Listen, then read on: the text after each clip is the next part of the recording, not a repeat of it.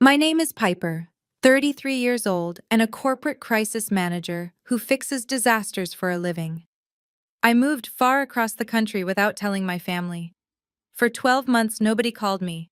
Not a single text. Not until my younger sister needed a free babysitter. My mother ended up leaving 55 voicemail messages in one weekend calling me selfish. In return, I mailed back one single package. When they opened it in front of their wealthy friends, the entire family went no contact with each other. Before I continue, let me know where you are watching from in the comments. Hit like and subscribe if you have ever had to stand up to family who severely underestimated your worth. The Los Angeles sun was casting long shadows across the white marble countertops of my penthouse when the peace I had cultivated for a year was suddenly shattered. I was standing in my kitchen looking out over the sprawling city skyline holding a glass of iced water. My phone vibrated violently against the counter. The caller ID flashed a name I had actively avoided thinking about for exactly 365 days. Sienna, my younger sister, the indisputable golden child of our family. I stared at the screen as it buzzed. A part of me wanted to let it go to voicemail. For the past year, my life in California had been a sanctuary. I had traded the suffocating humidity and relentless judgment of our Connecticut hometown for the freedom of the West Coast. No more walking on eggshells, no more being compared to Sienna. Just me, my demanding career, and a circle of friends who actually respected my boundaries. But curiosity won. I swiped the green button and lifted the phone to my ear. I did not say hello. I simply waited to see what she would say first. Piper, you need to listen to me right now. There was no greeting, no asking how I was doing after a year of complete silence. Just the sharp, panicked demand of a woman who was used to snapping her fingers and having everyone jump. Andre and I are hosting our 5th anniversary party this Friday. It is going to be a massive catered event for his law firm partners and our friends. It is strictly adults only. Our nanny just quit on us without any warning and I am freaking out. You have to fly back here by Thursday night to watch the kids. I took a slow sip of my water, letting the sheer audacity of her demand wash over me. She had not spoken to me since I packed my bags and drove away from our family estate, yet here she was treating me like a staff member on call. I am sorry, I said, keeping my voice perfectly level and devoid of any emotion. You want me to fly across the country on a Thursday to babysit your children so you can throw a party? Do not use that tone with me, Sienna snapped back instantly. Her breathing was heavy, echoing through the phone speaker. I am incredibly stressed out right now, and I do not have time for your attitude. I already checked the flight schedules online. There is an overnight flight from LAX, landing in New York on Friday morning. You can sleep on the plane. Do not give me any excuses about being too busy with work. That little glorified assistant job of yours can wait. Real family steps up when there is a crisis. A glorified assistant job. I felt a cold smile form on my lips. That was how my family viewed my position as a senior crisis director at one of the top corporate management firms in the country. While Sienna spent her days curating her perfectly aesthetic suburban lifestyle for social media, relying entirely on the money her husband Andre desperately tried to project they had, I was advising tech executives on how to navigate federal lawsuits. But in the eyes of my parents and my sister, I was just Piper, the plain, uninteresting older sister who existed only to be a convenient stepping stone for Sienna and her ambitions. I looked around my beautifully furnished penthouse paid for entirely by the success they dismissed so casually. I thought about the endless peace I had enjoyed without their constant demands. Sienna, I said calmly, leaning against the counter, I am not flying to Connecticut. I am not watching your kids. Have fun at your party. Before she could even scream, I pulled the phone away from my ear and pressed end. The silence returned to my apartment, sweet and heavy. But deep down, knowing my family, I knew this was only the beginning of the storm. Less than 10 seconds later, my phone lit up again. It was a FaceTime call this time. I propped the phone against my espresso machine and hit accept, not bothering to hide the calm, unimpressed look on my face. Andre's face instantly filled the screen. He was wearing a sharply tailored navy blue suit and a silk tie that I knew for an absolute fact he could not afford on his junior associate salary. Sienna was hovering right behind his shoulder, dabbing at her dry eyes with a tissue, already playing the victim. "Who do you think you are, hanging up on your sister like that?" Andre barked, his voice booming through the small speaker. His tone was laced with that unbearable arrogance he always carried, the kind of unearned confidence of a man who thought passing the bar exam made him royalty. "You have been ignoring us for a year, living it up in California, while we are out here building a life, and the second we ask for one small favor, you act like a selfish brat. Grow up, Piper. We need you here by Thursday." I poured my iced water into the sink and leaned closer to the camera. "Selfish," I repeated, letting the word roll off my tongue. That is a fascinating choice of words coming from the man whose wedding I financed against my will. Andre rolled his eyes dramatically, letting out a loud, patronizing sigh. "Oh my God, are we really doing this again?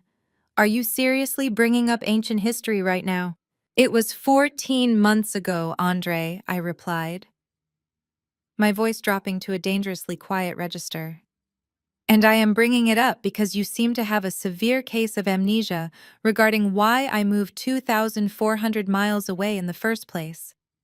You and Sienna went into my purse during Thanksgiving dinner, took my platinum credit card, and fraudulently charged exactly $40,250 to pay for your luxury wedding venue, the imported orchids, and that custom suit you are wearing right now." "That was not fraud," Andre snapped, adjusting his tie as if my words had physically ruffled his fake, pristine image. "You are being dramatic. It was an investment in our family. My partners were at that wedding. Half the senior attorneys at my firm were sitting at those tables. I had to project a certain image of success to secure my position. We had a verbal understanding that we would pay you back when my bonuses came in." "There was no verbal understanding," I shot back, my patience wearing dangerously thin. "You stole my financial information. You forged my electronic signature on the catering contract. The only reason you are not currently sitting in a jail cell for felony credit card fraud is because my mother fell to her knees hyperventilating in the driveway, threatening to end her own life if I called the police on her precious golden child just weeks before the wedding." Sienna pushed her way into the frame, her face red with indignant fury. "You make plenty of money, Piper. You did not even need that cash. You work for those soulless corporate billionaires, so what is 40 grand to you? It is pocket change. You should have been happy to help your little sister have her dream day. Instead, you packed up and ran away like a coward, and you did not even show up to watch me walk down the aisle. You embarrassed us in front of everyone." "I did not embarrass you," I said, staring directly into my sister's eyes. "You embarrassed yourselves. I paid off that $40,000 balance in a single billing cycle because I actually earn the money I spend. But the fact remains that you are thieves, and now you have the absolute nerve to call me, demand that I use my paid time off, buy a last-minute cross-country flight, and act as your unpaid nanny, so you can throw yet another party to impress people who do not actually care about you." "Listen to me very carefully," Andre interrupted, pointing a manicured finger at the camera. He was using his courtroom voice, now trying to intimidate me. "You are part of this family whether you like it or not. Family shows up. You owe us for abandoning Sienna on the most important day of her life. You will book that flight, you will be here on Thursday, and you will watch the children. If you do not, I promise you we will make sure everyone in our hometown knows exactly what kind of bitter, jealous person you really are." I looked at his pointing finger. I looked at Sienna's smug, entitled face, completely shielded by her husband's aggressive gaslighting. They genuinely believed they held all the power. They believed that because I had walked away quietly a year ago, I was weak. They had mistaken my desire for peace for an inability to fight back. "I do not owe you anything," I said softly. "And as for your threats, Andre, you might want to remember who actually owns the roof over your head." I reached forward and ended the FaceTime call. I did not block them yet. I wanted them to stew in their own rage. I knew exactly what would happen next. They would go crying to the one person who had always enabled their horrific behavior. Right on cue, less than 2 minutes later, my phone began to ring again. The caller ID flashed the name I was expecting. My mother. I let it ring 3 times before picking up. I did not even get the chance to say hello before her sharp voice pierced through the receiver. "Piper, what on earth is wrong with you, my mother?" Beatrice demanded. Her voice was trembling with that familiar manufactured outrage she always used when she did not get her way. "I just got off the phone with Sienna. She is in tears. Andre is furious. You hung up on them. After everything this family has done for you, you cannot even do one simple favor for your own sister." "Mother, it is not a simple favor," I replied, keeping my tone perfectly measured. "They want me to drop my entire life, fly across the country on 2 days' notice and act as unpaid childcare so they can throw a party. I have a career. I have responsibilities here." "A career?" Beatrice scoffed loudly. "Please, Piper. Do not pretend that sitting behind a desk answering emails is more important than your own flesh and blood. Sienna has a real life. She has a husband. She has children. She has a perfect marriage that needs to be celebrated. What do you have? A fancy apartment and a lonely life. You should be honored they even asked you to be part of their special weekend." The sheer delusion in her words was staggering. A perfect marriage. That was how my mother chose to view Sienna and Andre. In her eyes, they were the ultimate success story, the picture-perfect family unit that she could brag about at her country club luncheons. It did not matter that they had stolen $40,000 from my accounts to pay for their extravagant wedding. All that mattered to Beatrice was the image they projected to the wealthy Connecticut society she so desperately wanted to impress. "Mother, I am not going to argue with you about this," I said firmly. "I am not flying back. They can hire a new nanny. They can ask one of their country club friends to watch the kids. I am not their backup plan." "You are a massive disappointment to me," Beatrice hissed, dropping all pretenses of trying to persuade me. Her voice turned cold and venomous. "You always have been. Ever since you were a child, you have been jealous of your sister. You could never stand the fact that she is beautiful, that she is charismatic, that she married a successful lawyer. You are doing this just to spite her because you cannot stand seeing her happy." I closed my eyes for a brief second, feeling a dull ache in my chest. Even at 33 years old, hearing my mother twist reality to make me the villain still stung. But the crisis manager inside me immediately took over, analyzing her words, not as a daughter, but as a professional facing a hostile negotiation. She was projecting. She was using emotional blackmail to force my compliance because logic and reason had utterly failed. "I am not jealous of Sienna," I stated calmly. "I just refuse to be used by her anymore." "You are not being used, you are being asked to support your family," Beatrice shouted back. "Andre has invited the senior partners from his firm. The entire neighborhood will be there. If you do not show up to help, it will reflect poorly on all of us. People will ask where you are. They will wonder why the older sister is not there supporting the family. You are going to embarrass us, Piper." "Tell them I am busy," I suggested simply. "Tell them I am working. It is the truth." "It is a selfish excuse," Beatrice countered instantly. "Listen to me, Piper. If you do not book a flight right now and show up on Thursday, you are going to deeply regret it. I will not have a daughter who turns her back on her sister in a time of need. If you ruin this weekend for Sienna and Andre, you can consider yourself cut out of this family. We will not call you. We will not visit you. You will be completely dead to us. Do you understand me?" She expected me to cry. She expected me to panic and beg for her forgiveness just like I had done when I was a teenager. That was her ultimate weapon, the threat of complete abandonment. But she did not realize that I had already spent the last 12 months building a life where her approval meant absolutely nothing to me. "I understand perfectly, Mother," I replied, my voice steady and completely devoid of fear. "I accept your terms. Goodbye." I pressed the red button and set the phone face down on the cool marble. The conversation was over. The silence in my kitchen was absolute. For a long moment, I just stared at the back of my phone casing, watching the afternoon sunlight reflect off its surface. Growing up, that specific threat from my mother being cut off, being exiled from the family unit, was the ultimate weapon of terror. It was the emotional guillotine they held over my head whenever I dared to ask for basic respect. When I was a teenager, that threat would have sent me into a spiral of panic. I would have called back crying, apologizing for being difficult, promising to do whatever it took to smooth things over and keep the peace. I had spent 3 decades playing the designated shock absorber for their dysfunction. I was the reliable, invisible older sister who was expected to clean up Sienna's messes, absorb my mother's criticisms, and finance their delusions of grandeur. But standing in my Los Angeles penthouse, thousands of miles away from their toxic orbit, I felt something entirely different. I did not feel fear. I felt an overwhelming, intoxicating rush of liberation. The worst thing they could possibly threaten me with was exactly what I had been praying for. The phone against the marble countertop buzzed loudly, shattering the quiet. Then it buzzed again. And again. The rapid-fire vibration sounded like an angry hornet trapped under a glass. I did not pick it up, but I leaned over to read the preview notifications lighting up the lock screen. They were coming in fast, a desperate flurry of text messages proving that my mother's ultimatum had completely backfired. The first was from Beatrice, typed in aggressive all-capital letters.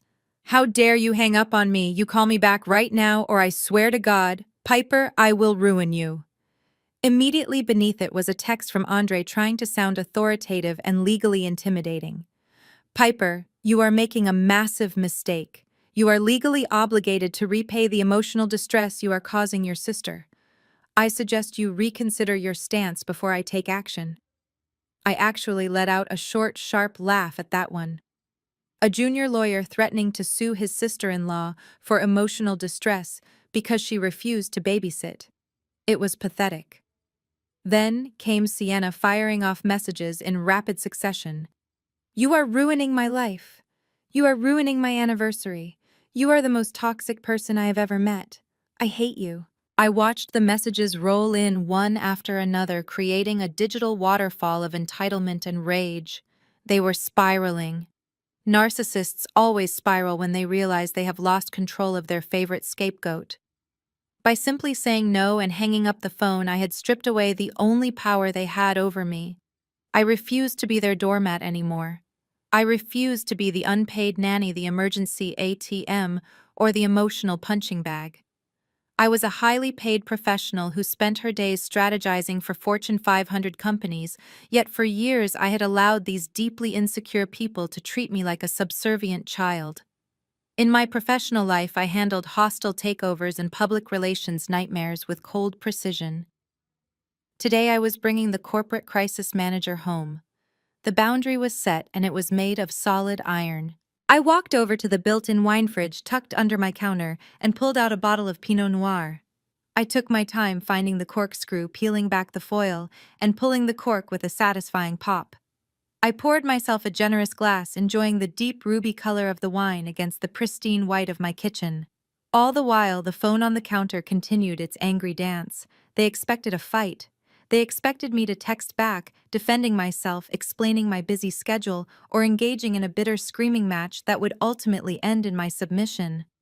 By giving them absolute silence, I was starving them of the drama they desperately craved. I picked up my glass of wine and finally picked up the phone. I did not unlock it to reply. I simply went into the settings and turned the screen face down again. Let them scream into the void. This was the moment I stopped being the victim in their twisted family narrative and started being the architect of my own peace. But as the text notifications suddenly stopped and the phone began to ring with an incoming call from Sienna, followed immediately by another from my mother, I realized they were changing their tactics. If I would not read their texts, they were going to force their voices into my life. The weekend siege had officially begun, and I was entirely ready for it.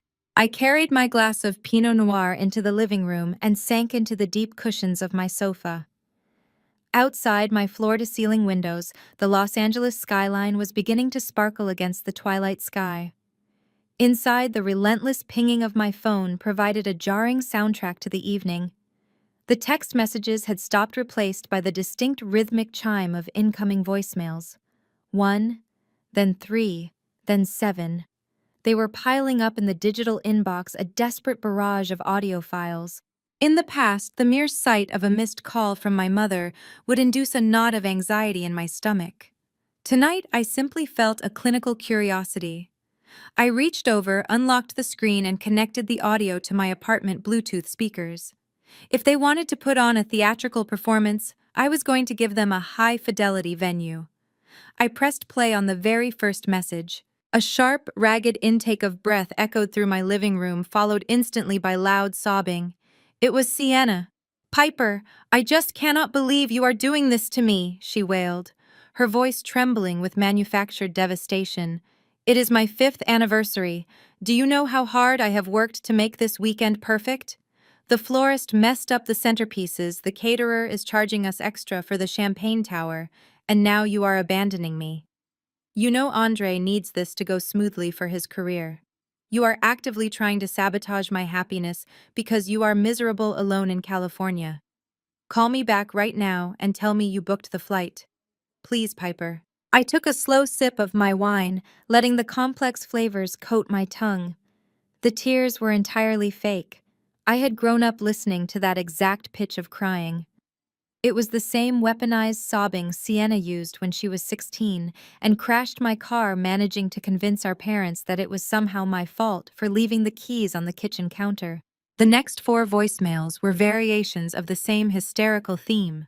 Sienna detailing her supposed suffering, describing how the children were acting out, and repeatedly framing my refusal to provide free babysitting as a deliberate malicious attack on her marriage. Then voicemail number 6 began. It was Beatrice. My mother did not yell.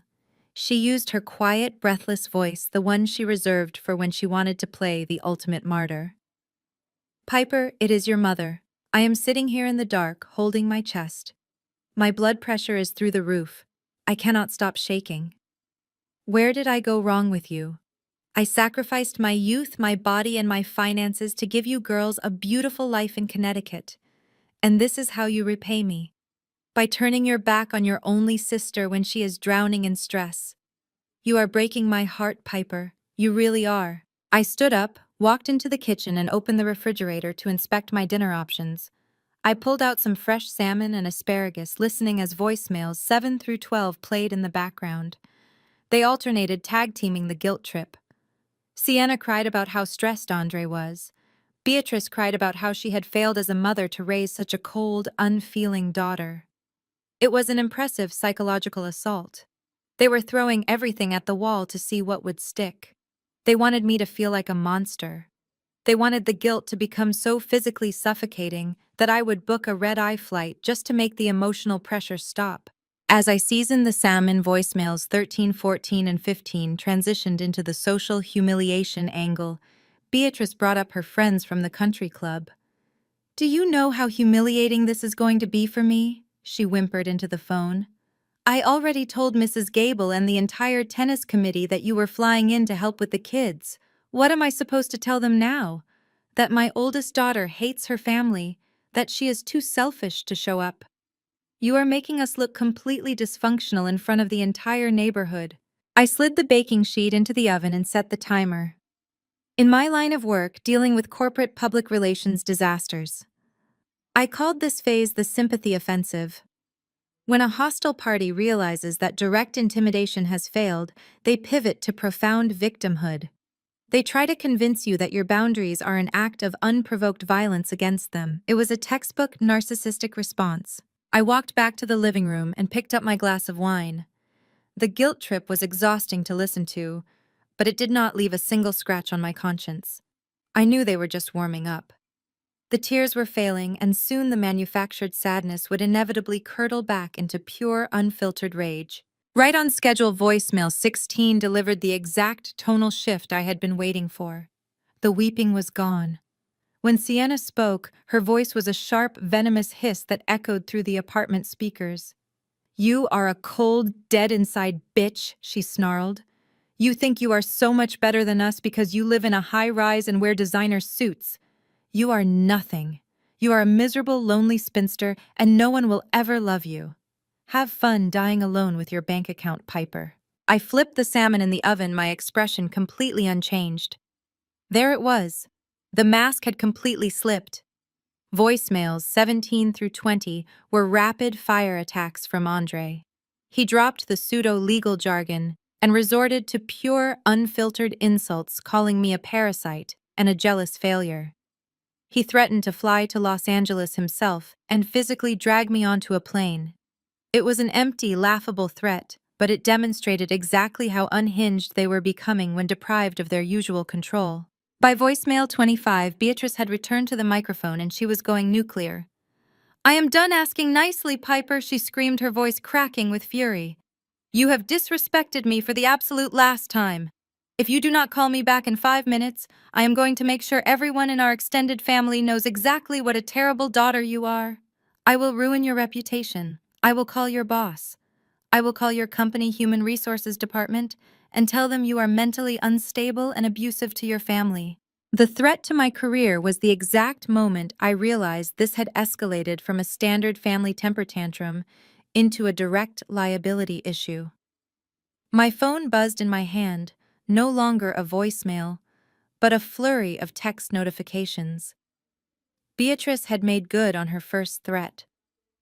I looked at the screen and saw I had been added to a massive group chat titled The Family Circle. It included both sets of grandparents, 4 aunts, 3 uncles, and a handful of older cousins I had not spoken to in years. The notifications began pouring in like a digital avalanche. Aunt Brenda was the first to strike. "Piper, I am absolutely disgusted by your behavior. Your mother is in tears. How can you be so incredibly selfish?" Uncle David followed immediately after. "We raised you to have family values. You need to apologize to Sienna and Andre and book a flight tonight. You owe your parents everything. You are a disgrace." Then came the cousins, eager to score points with the family matriarch. Cousin Jason chimed in with aggressive typing. "You are toxic, Piper. You need serious therapy. You are purposely ruining a beautiful anniversary because you cannot stand seeing other people happy."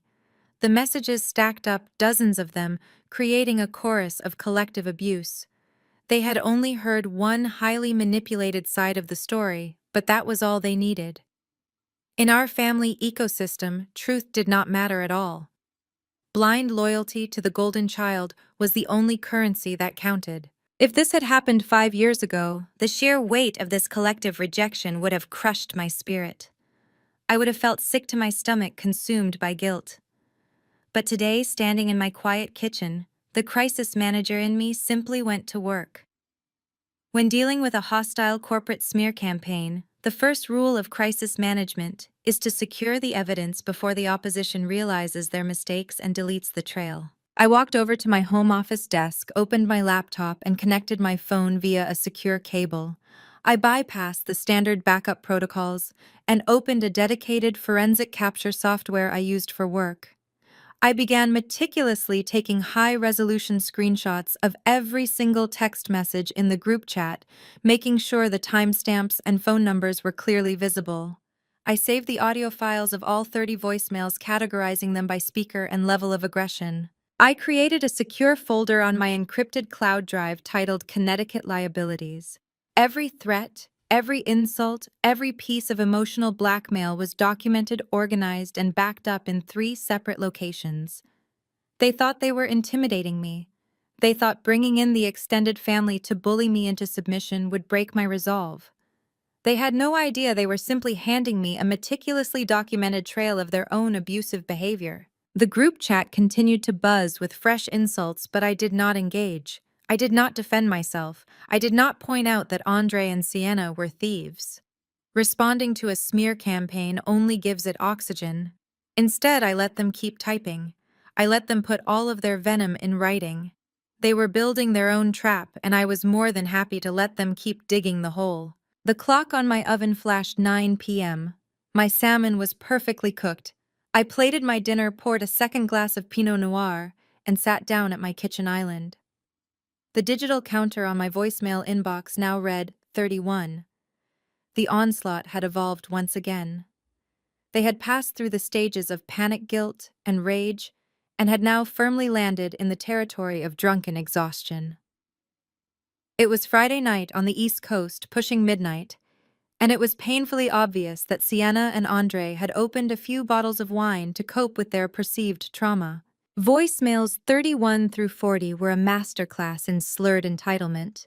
Sienna left a rambling 5-minute message where she alternated between crying about a ruined floral arrangement and viciously insulting my physical appearance. She accused me of being secretly in love with Andre, a delusion so absurd I actually choked on my asparagus. Beatrice chimed in around voicemail 42, her voice sounding thick and heavy with sleep aids, or perhaps her own vodka tonic. She whispered into the phone that I had broken the family chain and that she was rewriting her will first thing on Monday morning to leave everything to Sienna. It was a hollow threat, considering my father Jeffrey managed all their finances and they were practically drowning in debt just keeping up appearances. By the time I finished my dinner, the group chat had mercifully gone silent. The aunts and cousins had presumably gone to bed satisfied that they had properly defended the family honor. But the voicemails kept coming. 46, 48, 50. I washed my plate and wiped down the marble counters, keeping one ear on the Bluetooth speaker. Andre took over the microphone for the final stretch.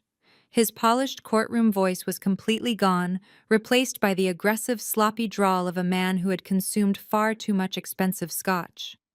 In voicemail 52, he threatened to fly to Los Angeles and have me physically served with papers for emotional damages. In voicemail 53, he demanded I wire them $10,000 to cover the inconvenience of hiring a last-minute nanny. Then came voicemail 54. It was exactly 2 minutes and 14 seconds long, and it changed the entire trajectory of my life. The audio started with the sound of ice clinking against glass. I heard Sienna crying softly in the background. Then Andre spoke, his voice dripping with pure, unadulterated contempt. "You know what, Piper?" he snarled, stumbling over a few syllables. "Stay in California. Stay in your sad, lonely little apartment. We do not need you. We do not need your help, and we definitely do not need your money. You think you hold all the cards because you paid off our wedding, but you are nothing. Sienna and I are making moves you cannot even comprehend. In fact, we are selling this house next month. That is right. We are listing the estate. The market is hot, and the equity is going straight into funding my own private law firm. I am making partner on my own terms. So keep your miles. Keep your attitude. We are going to be multimillionaires by Christmas, and you are not getting a single dime." The message clicked off. Voicemail 55 immediately followed, just 10 seconds of Sienna hiccuping and yelling that I was a loser before the line went dead. I stood frozen in the middle of my kitchen. The sponge in my hand dripped soapy water onto the pristine floor, but I did not notice. I replayed voicemail 54. I listened to Andre lay out his grand master plan with arrogant certainty. "We are selling this house next month." A cold, dangerous smile slowly spread across my face. My heart beat with a steady, clinical rhythm. Andre, the brilliant lawyer who loved to flaunt his intelligence, had just made the most spectacular miscalculation of his life. He and Sienna were living in a stunning 4-bedroom colonial house in one of the most exclusive zip codes in Connecticut. They hosted dinner parties there. They bragged about the custom kitchen renovations. They told everyone in their country club circle that Beatrice and Jeffrey had purchased the home as a generous wedding gift to help them start their perfect family. But that was a carefully constructed lie to protect Andre's fragile ego. My parents did not have the cash for that house. Sienna certainly did not have the credit. 4 years ago, when Sienna was pregnant with her first child and crying about raising a baby in a cramped apartment, I was the one who quietly stepped in. I paid the massive down payment. I secured the mortgage under my pristine credit score. My name, and my name alone, was on the deed to that property. I legally owned the roof over their heads. And now they were plotting to sell my property to fund his law firm. The situation had just escalated from a toxic family dispute to a conspiracy to commit federal real estate fraud. I dropped the soapy sponge into the sink and dried my hands on a towel. My mind was already racing miles ahead, operating with the cold precision I used when a corporate client called me at 3 in the morning to say they were about to be indicted. I walked briskly into my home office and sat down at my glass desk. The glow of the monitor illuminated the dark room as I woke my computer.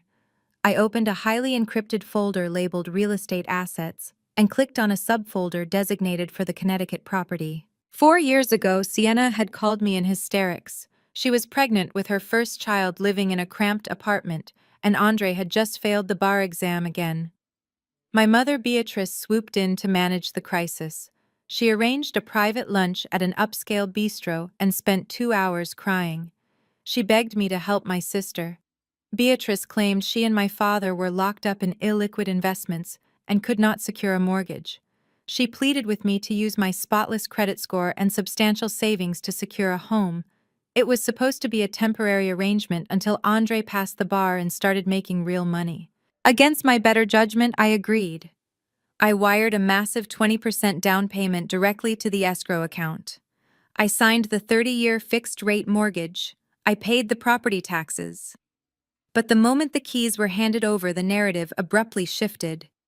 Beatrice hosted a lavish housewarming party and stood in the center of the custom kitchen loudly proclaiming to her country club friends that she and Jeffrey had purchased the estate as a surprise gift for their precious Sienna.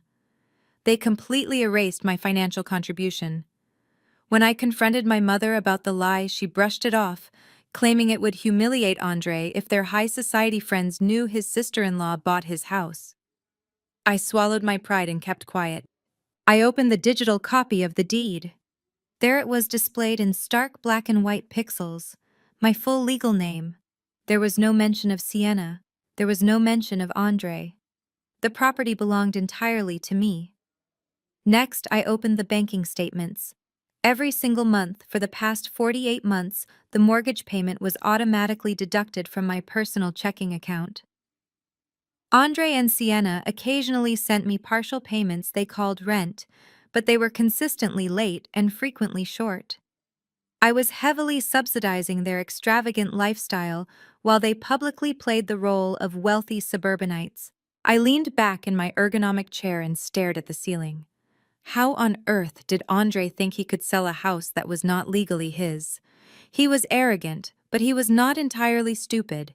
He worked in a law firm. He knew exactly how property transfers worked. The title search would immediately flag my name as the sole owner. The only way he could list that house, accept an offer, and close a sale was if he forged my signature on the listing agreement and the final closing documents. Or perhaps he was planning to use his legal background to file a fraudulent quitclaim deed, transferring the ownership from my name to his without my knowledge. A chilling realization washed over me. This was why they were so incredibly desperate to get me to fly back to Connecticut this weekend. The anniversary party was just a convenient cover story. They needed me in the state. They needed me physically present in their house so they could pressure me, manipulate me, or trick me into signing legal documents disguised as something else. Perhaps they were going to bury a property transfer form in a stack of party vendor contracts. Or worse, they needed me there so they could steal my notary stamp to legitimize their forged signatures. They did not want a babysitter. They wanted a victim.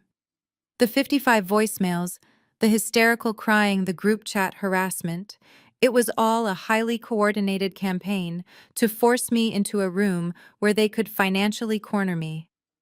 Andre wanted his private law firm, and he was perfectly willing to commit federal real estate fraud to get the capital. My heart pounded, not with fear, but with intense, razor-sharp clarity. They thought they were playing a simple game of emotional manipulation with an obedient daughter. They had no idea they had just triggered a full-scale corporate investigation. I reached for my phone immediately, completely ready to make my absolute first major strategic countermove. I pulled out my phone and immediately opened my contacts app. It was almost 10 p.m. in Los Angeles, which meant it was approaching 1 in the morning in Connecticut. But the people I needed to reach did not operate on standard business hours. When you work in high-level crisis management, your most valuable assets are the fixers you keep on retainer. People who can make problems disappear, or in this case bring them entirely to light with devastating accuracy. I scrolled past the names of corporate lawyers and PR executives until I found the contact I needed. Marcus was a former IRS investigator who had transitioned into private forensic accounting. He was brilliant, ruthless, and could track a hidden wire transfer through a dozen offshore shell companies before he finished his morning coffee. I hit the call button and pressed the phone to my ear. He picked up on the second ring. "Piper," he said, his voice raspy and alert. "It is late. Who is getting indicted tomorrow?" "No indictments yet, Marcus," I replied, walking over to my floor to ceiling windows and looking out at the city lights. "But I have a personal matter that requires an immediate and highly confidential financial sweep. I need you to pull the banking records, credit reports, and tax filings for my sister Sienna and her husband Andre. I also need you to look into my parents, Beatrice and Jeffrey. Specifically, I need to know the exact state of their liquid assets and their debt-to-income ratio." Marcus let out a low whistle. "A full family sweep. That is aggressive even for you. What is the objective here?" "The objective is to establish motive for attempted real estate fraud," I stated plainly. "Andre is a junior attorney. He just left me a voicemail stating his intention to sell a house next month to fund a private law firm. The problem is that house belongs entirely to me. I suspect he is heavily leveraged and desperate enough to attempt a forged property transfer or a fraudulent quitclaim deed. I need to know exactly how underwater he is, and I need to know if my parents are complicit in funding his lifestyle. Send me their full legal names, dates of birth, and any known banking institutions they use." Marcus said, the sound of a keyboard clacking already audible in the background. "I will have a preliminary financial profile for you by tomorrow afternoon. But Piper, if he is a lawyer and he is planning fraud, he might be sloppy with his money, but he will be careful with his paper trail. You are going to need more than just bank statements to prove intent before he actually files the forged documents." I know, I said, a grim determination settling over me. "Which is why you are only half of the strategy. I will send you the details right now. Thanks, Marcus." I ended the call and immediately dialed a second number. This one belonged to Elena. She was a private investigator I frequently hired when corporate clients suspected an executive was leaking trade secrets to competitors. Elena was practically a ghost. She could uncover a person's deepest, darkest secrets without ever leaving a digital footprint. Elena answered with a simple yes. "I need a deep dive on a junior attorney in Connecticut named Andre." I said, not wasting any time with pleasantries. "I need his daily movements, his cell phone records, and his email logs for the past 6 months. I want to know who he talks to, where he goes when he is not at the firm, and who he is doing business with. I also need a background check on my mother, Beatrice, and my father, Jeffrey. I want to know if there are any hidden accounts, secret properties, or undisclosed liabilities." Elena was silent for a moment. "This sounds personal, Piper. You usually only call me for corporate espionage. It is highly personal," I confirmed. "They are trying to steal a massive asset from me. I need leverage. I need to know everything they are hiding behind their perfect suburban facade. Andre likes to project wealth and power. I want to know exactly what is propping up that illusion, and I want the receipts to tear it down." "Consider it done," Elena said smoothly. "I have a contact at a data brokerage firm who owes me a favor. I will start pulling his digital footprint tonight. If he has secrets, I will find them. Expect a secure file drop within 48 hours. I thanked her and hung up the phone. I stood in the quiet of my penthouse, the adrenaline still thrumming through my veins. Going no contact was the easy way out. It was what victims did when they were too tired to fight back. But I was not a victim anymore. I was a crisis manager, and my family had just become my most hostile client. They wanted to play games with my property. They wanted to use my financial stability to fund their delusions. They had mistaken my silence for weakness. By the time this weekend was over, they were going to realize that pushing me was the biggest mistake they had ever made. I was going to tear their perfect image apart piece by meticulously documented piece. Thursday afternoon arrived with the low hum of Los Angeles traffic outside my window. I had taken the day off from the firm, sitting at my dining table with a fresh pot of coffee and my laptop. At exactly 2 o'clock, an encrypted email hit my inbox. The sender was Marcus. The subject line was simply a string of alphanumeric characters, our standard protocol for highly sensitive financial drops. I entered the decryption key, took a deep breath, and opened the attached dossier. What I saw over the next 2 hours was a masterclass in suburban financial ruin. I knew my family liked to project a certain level of country club wealth, but the reality was a terrifying house of cards completely ready to collapse. I started with my parents. Beatrice and Jeffrey were bleeding cash from every conceivable artery. Their primary residence, the sprawling estate they had bragged about paying off a decade ago, had been secretly remortgaged 3 times. They had completely drained their retirement accounts. My mother was floating her designer wardrobe and weekly tennis club luncheons on 5 different high-yield credit cards, all of which were hovering dangerously close to their maximum limits. They were entirely broke, living month to month on a delicate web of minimum payments and aggressively rolled over debt. But the most shocking revelation was not their lack of funds, it was where the remaining money had actually gone. I scrolled down to the cross-referenced transaction logs Marcus had compiled. He had highlighted a persistent, deeply parasitic pattern of wire transfers moving from my parents' joint checking account directly into Andre and Sienna's accounts. It was not just a few $100s here and there, it was a systematic siphoning of wealth. Over the past 4 years, Andre had manipulated my father into giving him nearly $80,000 in undocumented personal loans. The spreadsheet detailed every single transaction with terrifying precision. When Andre failed the bar exam for the second time, my parents wired him $10,000 for a supposed luxury study retreat. When Sienna wanted a new imported luxury vehicle to match the other wealthy mothers at the private preschool, my father quietly transferred $15,000 to cover the hefty down payment. But the most aggressive financial bleeding came directly from Andre himself. Marcus had uncovered that Andre possessed a secret credit card under his own name completely separate from Sienna. And for the past 18 months, my father had been quietly paying off the balance every single month without fail. I clicked on the itemized statements for Andre's secret card. The charges were sickening. He was not buying diapers or paying utility bills. He was expensing high-end steakhouses, booking luxury hotel rooms in neighboring cities, and purchasing expensive jewelry from boutique stores that Sienna had never worn. Andre was not a successful, high-powered attorney. He was an underpaid junior associate who was actively draining his in-laws dry to fund a completely separate, extravagant lifestyle. They were paying for a mirage of prosperity. I leaned back in my chair, the blue glow of the spreadsheet illuminating my face. The puzzle pieces were snapping together with terrifying clarity. Andre was not just arrogant, he was completely trapped. My parents were finally tapped out. They had no more equity left to borrow against. They had no more cash to fund his endless delusions.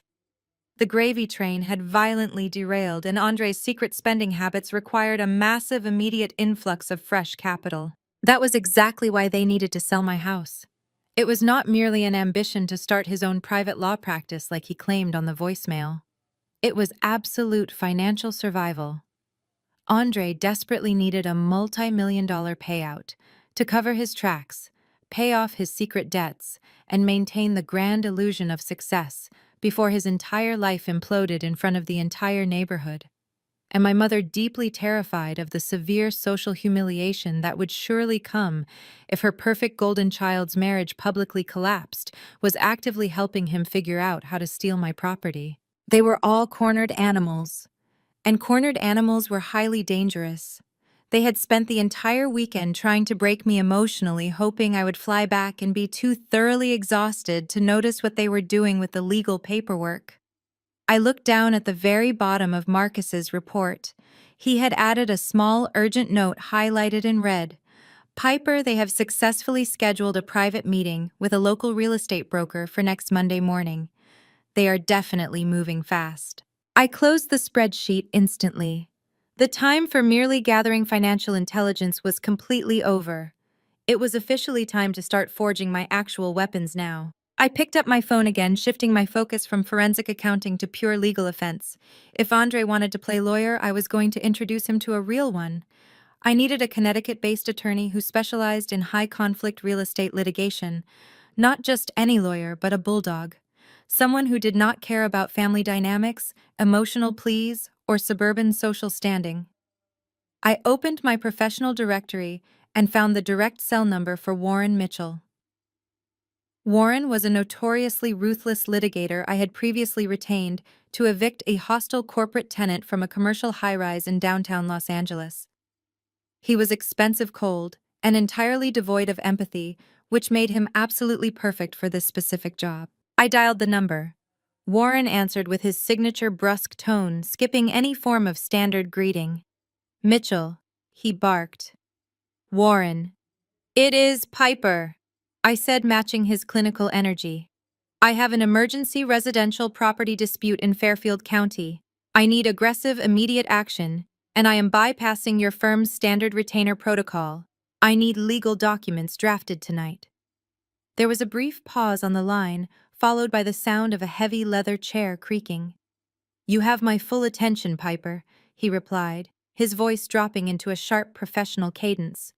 "Who are we throwing out into the cold?" "My sister and her husband," I stated plainly. "They are currently residing in a luxury property where I hold the sole deed and the mortgage. I just uncovered credible intelligence that he is attempting to illegally list the estate for sale this coming Monday to cover massive undisclosed debts." Warren let out a sharp, amused breath. "Attempting to sell a house he does not own. That is incredibly stupid. Is he completely insane or just dangerously arrogant?" "He is a junior attorney," I replied dryly, "which means he genuinely thinks he is the smartest person in any room he walks into. He believes he can manipulate the paperwork or forge my signature because he views me as a compliant, weak family member.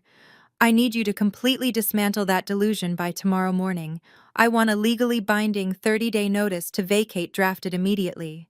And I want a cease and desist order explicitly prohibiting him from contacting any real estate broker, listing agent, or title company regarding my property." "Let us make it absolutely bulletproof," Warren said, the sound of his fingers flying across a mechanical keyboard echoing through the receiver. "I am pulling the county tax records right now." "Yes, I see it. You are the sole recorded owner.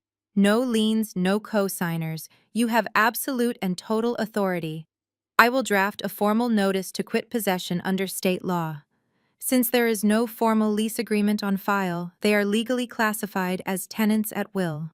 30 days is the standard legal minimum, but I will include a strict clause stating that any attempt to damage the property, remove fixtures, or alter the estate in any way will result in an immediate emergency lockout and criminal vandalism charges. I want them terrified to even leave a scratch on the hardwood floors before they leave." "Perfect," I agreed, staring out at the Los Angeles night sky. "And make the cease and desist aggressively clear. Inform him that any unauthorized listing of the property will result in an immediate report to the State Bar Association for gross professional misconduct. He wants to start his own private law firm. Let us threaten the one thing he actually values: his license to practice law." Warren chuckled, a dry, humorless sound that conveyed pure business. "I like your style, Piper. You do not just want them out on the street. You want to completely salt the earth behind them. I am also attaching a severe financial penalty clause. If they do not vacate by the 30-day deadline, I will initiate formal eviction proceedings that will remain on their public records permanently, effectively destroying their ability to rent or buy anywhere else in the state. Send the drafts to my encrypted email as soon as they are ready," I instructed, "but do not serve them yet. Do not mail them directly to the house. I am gathering a few other necessary items, and I will be delivering the notice personally in a very specific manner." Warren agreed, promising the finalized documents within the hour. I ended the call and let out a long, steady breath. Receipt number 1 was officially secured. The eviction notice was not just a piece of legal paper. It was a tangible manifestation of my absolute boundaries. For years, I had allowed them to live in a fantasy world heavily subsidized by my hard work. That fantasy was officially being foreclosed on. But an eviction notice alone was not enough. I needed to prove that Andre was completely morally bankrupt. It was time to check in on the private investigator. It was Friday morning, and the Southern California sun was burning away the early coastal fog. I was standing in my kitchen sipping my second cup of black coffee when my phone vibrated against the marble counter. It was a single text message from Elena, my private investigator. "Check your secure drop folder. Happy hunting." I walked back into my home office, the eviction notice from Warren already sitting neatly in a black folder on my desk. I sat down, unlocked my computer, and accessed the encrypted cloud drive. There was a new subfolder waiting for me labeled simply as Andre Background. I double-clicked it and was immediately met with a staggering volume of data. Elena had not just done a surface-level sweep. She had completely bypassed his amateur privacy settings and excavated his digital life. I opened the first document, an itemized expense report pulled directly from the secret credit card Marcus had uncovered the night before. But Elena had done something Marcus could not do. She had cross-referenced the credit card charges with Andre's cell phone location data and Uber receipts. The picture it painted was not just one of financial ruin. It was one of complete and utter betrayal. Every single time Andre told Sienna he was working late at the law firm preparing for a major deposition, his phone was pinging off cell towers in downtown Hartford. Every time he claimed he had to travel out of state for a legal seminar, his Uber account showed rides back and forth from the Hartford Marriott. I clicked on a subfolder titled Surveillance Photos. Elena's contact at the data firm must have pulled security footage or hired a local tail because there were dozens of high-resolution images. I clicked on the first photo and felt my jaw physically clench. The image showed Andre walking out of the Hartford Marriott lobby. He was not alone. His arm was wrapped tightly around the waist of a woman with striking red hair. I zoomed in on the woman's face, my stomach twisting with a mixture of disgust and cold validation. It was Chelsea, Sienna's absolute best friend, her college roommate, her maid of honor, the woman who was constantly over at their house drinking wine in my kitchen, pretending to be a supportive aunt to their children. I clicked through the next 30 photos. Andre and Chelsea at a high-end steakhouse.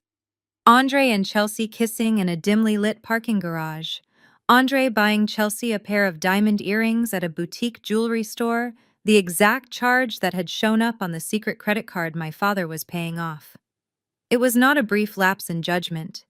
It was a sustained, calculated, long-term affair entirely funded by my parents' draining bank accounts. Next, I opened the text message logs Elena had somehow managed to extract. The conversations between Andre and Chelsea were sickeningly domestic.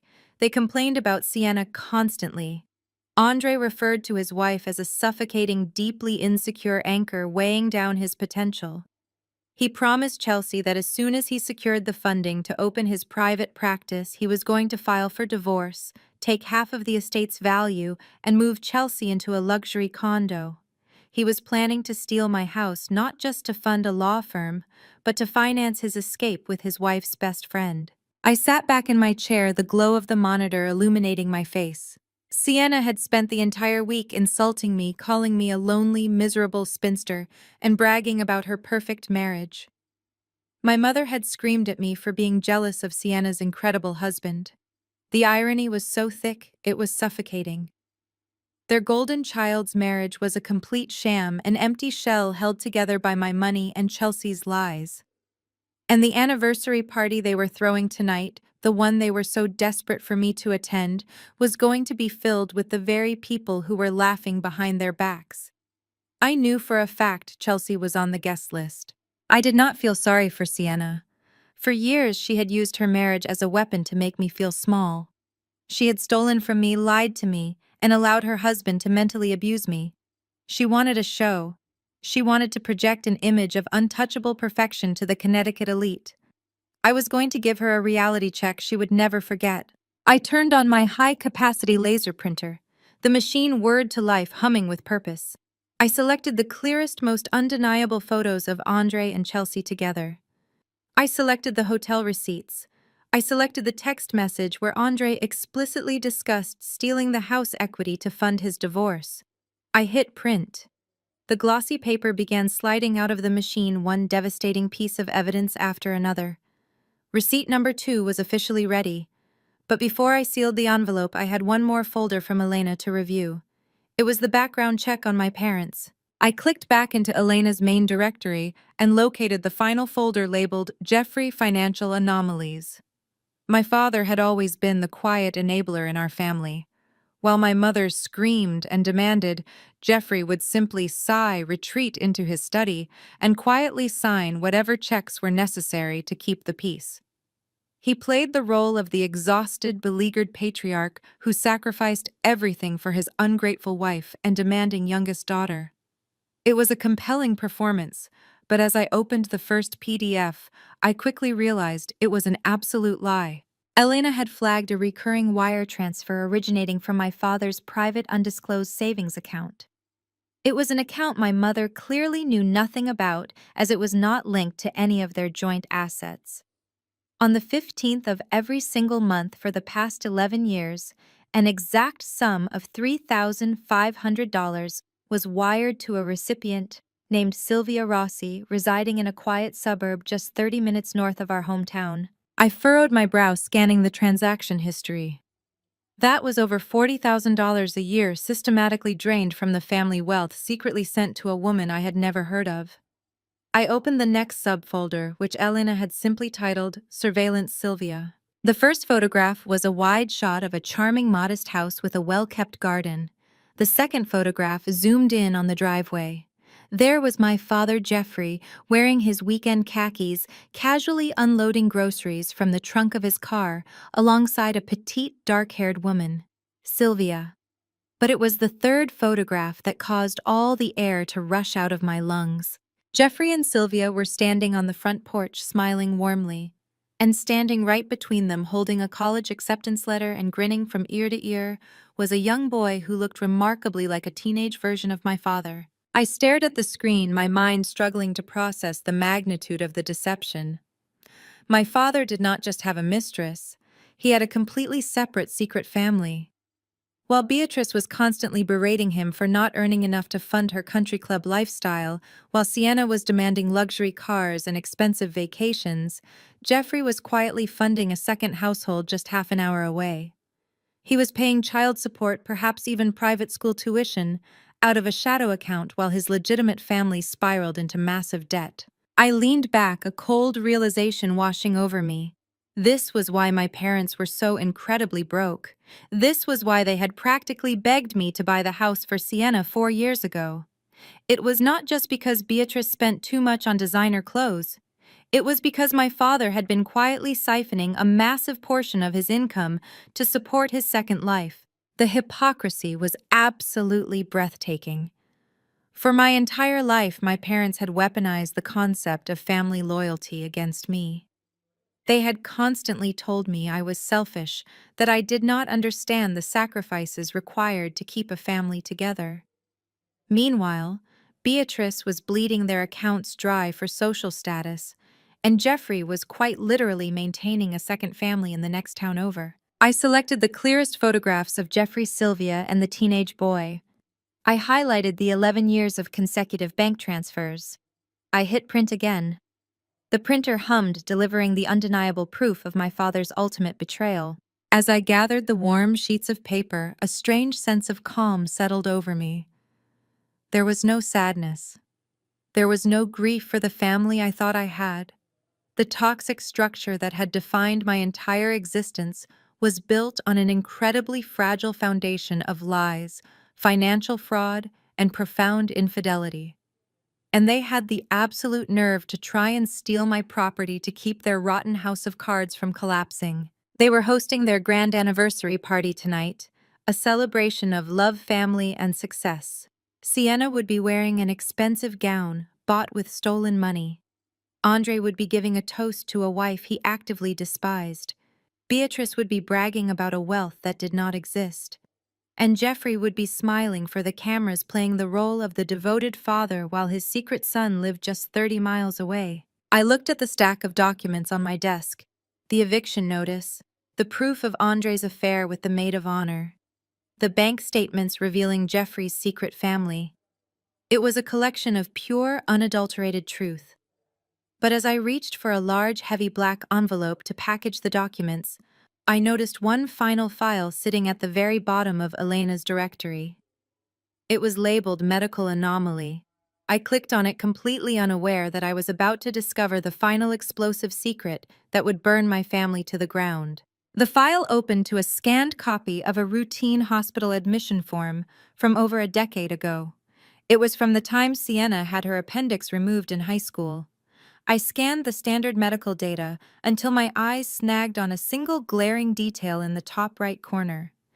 Sienna was listed as having an AB negative blood type. My pulse quickened as my mind immediately snapped back to a corporate health drive I had participated in with my father years prior. Jeffrey was strictly O positive. I remembered Beatrice complaining loudly during a family vacation about being O negative. Basic high school biology flooded my thoughts. Two type O parents could absolutely never produce a child with an AB blood type. It was scientifically impossible. I stared at the glowing pixels of the medical form, the sheer magnitude of the implication locking my jaw. Beatrice, the matriarch who constantly preached about family values and the sanctity of marriage, had carried a secret far more devastating than my father funding a second household. Sienna was not my father's biological daughter. The golden child, the perfect suburban princess who was constantly weaponized against me, was the product of an affair my mother had successfully hidden for nearly 30 years.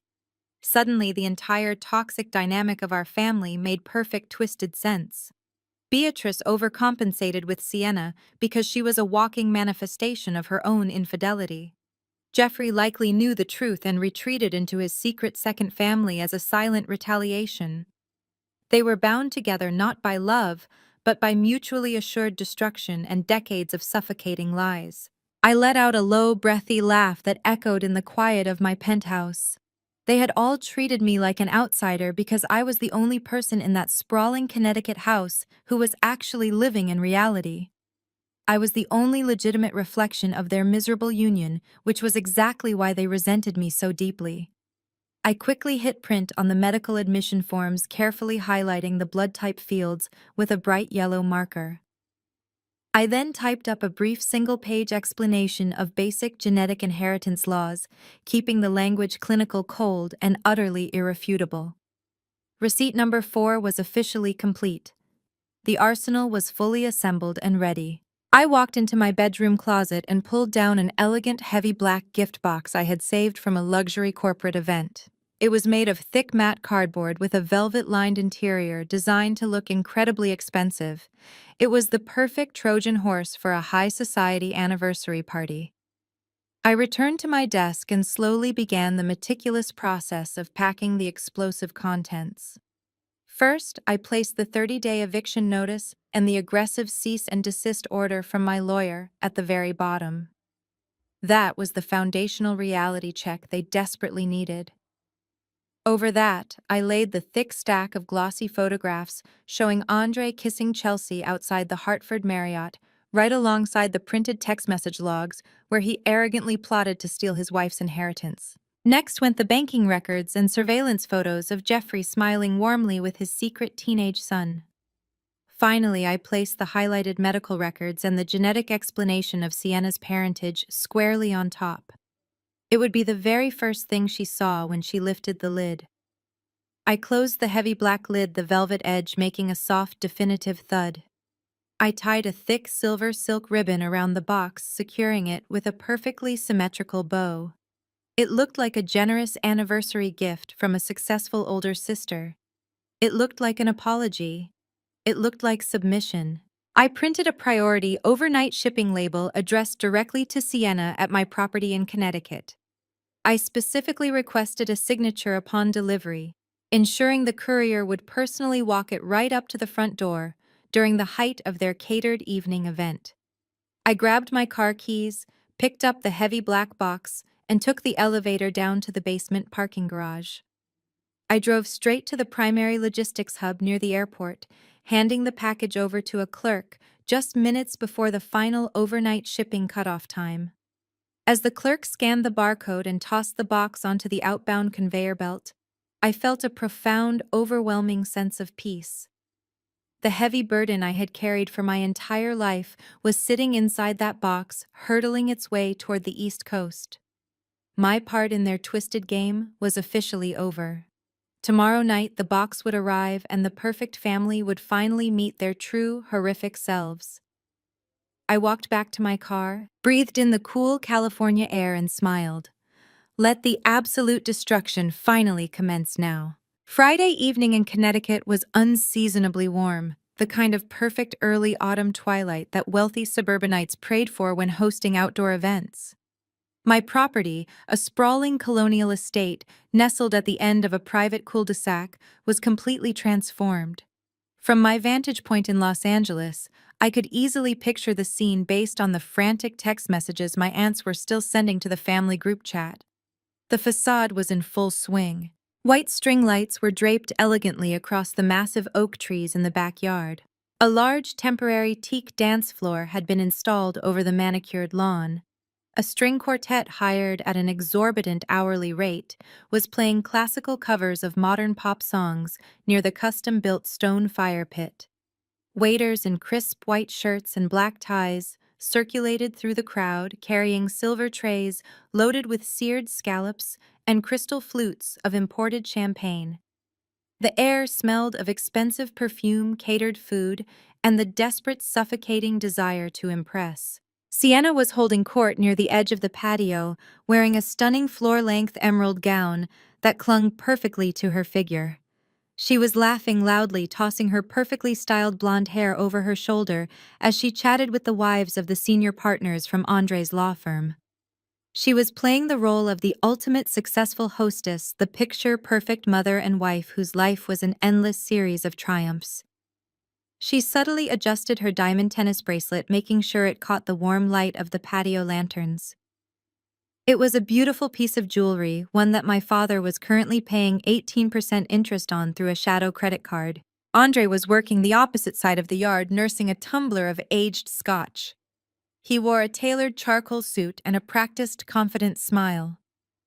He was strategically positioning himself near the managing partners of his firm, loudly offering his opinions on recent high-profile mergers and acquisitions, desperately trying to sound like a man who belonged in their tax bracket.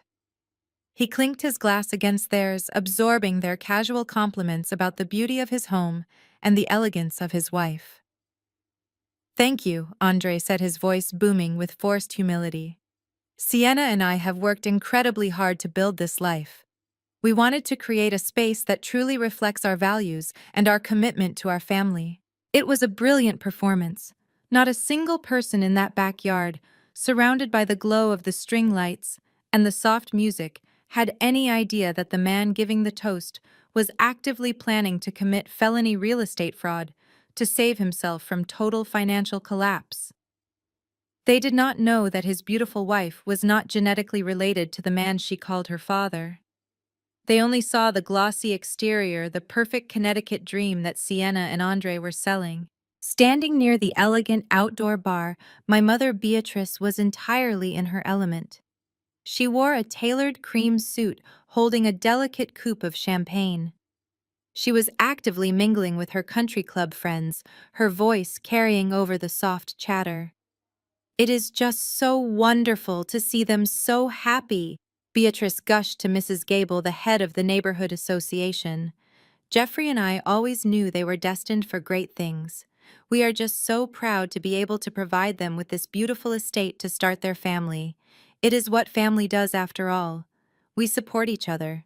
My father Jeffrey was standing a few feet away, nursing a club soda. He offered a tight, polite smile whenever someone congratulated him on his generous gift to his daughter. He looked exhausted, the weight of his secret double life pulling at the corners of his eyes. While Beatrice bragged about their immense generosity, Jeffrey was likely calculating exactly how much this catered party was adding to their already insurmountable mountain of debt. He checked his watch, a subtle, nervous habit he always displayed when he wanted to escape a conversation. Perhaps he was wondering what his other son, the teenager living 30 miles away, was doing tonight. Chelsea, Sienna's maid of honor and absolute best friend, was also navigating the crowd. She wore a sleek red cocktail dress and a bright, supportive smile. Every time Sienna looked her way, Chelsea raised her glass in a silent toast to the happy couple. But every time Sienna turned her back, Chelsea's eyes immediately found Andre across the lawn. They exchanged brief, loaded glances. The secret lovers silently communicating their shared anticipation of the divorce they were secretly planning, funded entirely by my stolen equity. It was a masterpiece of suburban theater. Everyone was playing a role. Everyone was lying to everyone else. The music played, the champagne flowed, and the guests marveled at the sheer perfection of the evening. They were completely oblivious to the fact that a heavy black box currently sitting in the back of a delivery truck navigating the winding Connecticut roads was about to detonate right in the middle of their carefully constructed paradise. While the string quartet transitioned into a lively classical rendition of a popular radio hit, my mother continued her carefully orchestrated tour of the backyard. Beatrice was a master at working a room. She knew exactly when to smile brightly and when to let a tragic maternal shadow cross her face. She navigated toward a cluster of high-top tables near the catered buffet, zeroing in on the senior partners from Andre's law firm and their wives. These were the most important people at the party, the gatekeepers to the wealth and status she so desperately craved. She approached them with a fresh glass of champagne, her face glowing with false modesty as they showered her with compliments about the estate and the beautiful anniversary celebration. It was only a matter of time before the inevitable question was asked. Mrs. Sterling, the wife of the firm's managing partner, leaned in closely. "The house is simply stunning, Beatrice," she noted, her eyes sweeping over the meticulously landscaped gardens. "But tell me, where is your other daughter tonight? We were hoping to finally meet Piper. I heard she lives out in Los Angeles now." Beatrice let out a long, perfectly practiced sigh. She lowered her eyes, staring down at her crystal flute, as if the champagne suddenly contained a profound tragedy. The lively energy completely drained from her posture. "Oh, Piper," Beatrice murmured, her voice dropping to a theatrical whisper designed to draw the entire group in closer. "We really hoped she would be able to make it tonight. We practically begged her to come home for this. But sadly, Piper is going through a very difficult time right now. She is deeply troubled." The wives exchanged sympathetic glances. Troubled was a fantastic country club buzzword. It implied something dark without requiring messy details. "What a shame," Mrs. Sterling offered gently. "It is completely heartbreaking," Beatrice continued, shaking her head. "Ever since Sienna married Andre and built this beautiful life, Piper has struggled. She has always been fiercely competitive, but lately it has spiraled into something else entirely. She is intensely jealous of her sister. She simply cannot stand to be around Sienna's success. It eats away at her. That is why she ran off to California last year. She could not handle the reality that Sienna was thriving while she was completely alone." Jeffrey drifted over just in time to hear this spectacular fabrication. Instead of correcting his wife, my father simply placed a heavy hand on Beatrice's shoulder. He cast his eyes downward, playing the role of the silent, suffering patriarch. His presence completely validated the lie. If both parents looked this devastated, the guests naturally assumed the story had to be true. "We try to support her," Beatrice whispered, dabbing the corner of her eye with a cocktail napkin.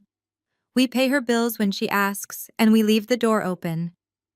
But right now, we had to make a very tough family decision.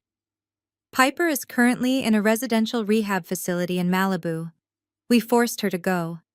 She needs intense psychological help to deal with her bitterness and her other issues.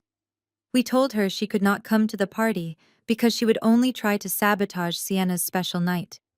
We had to protect Sienna and Andre."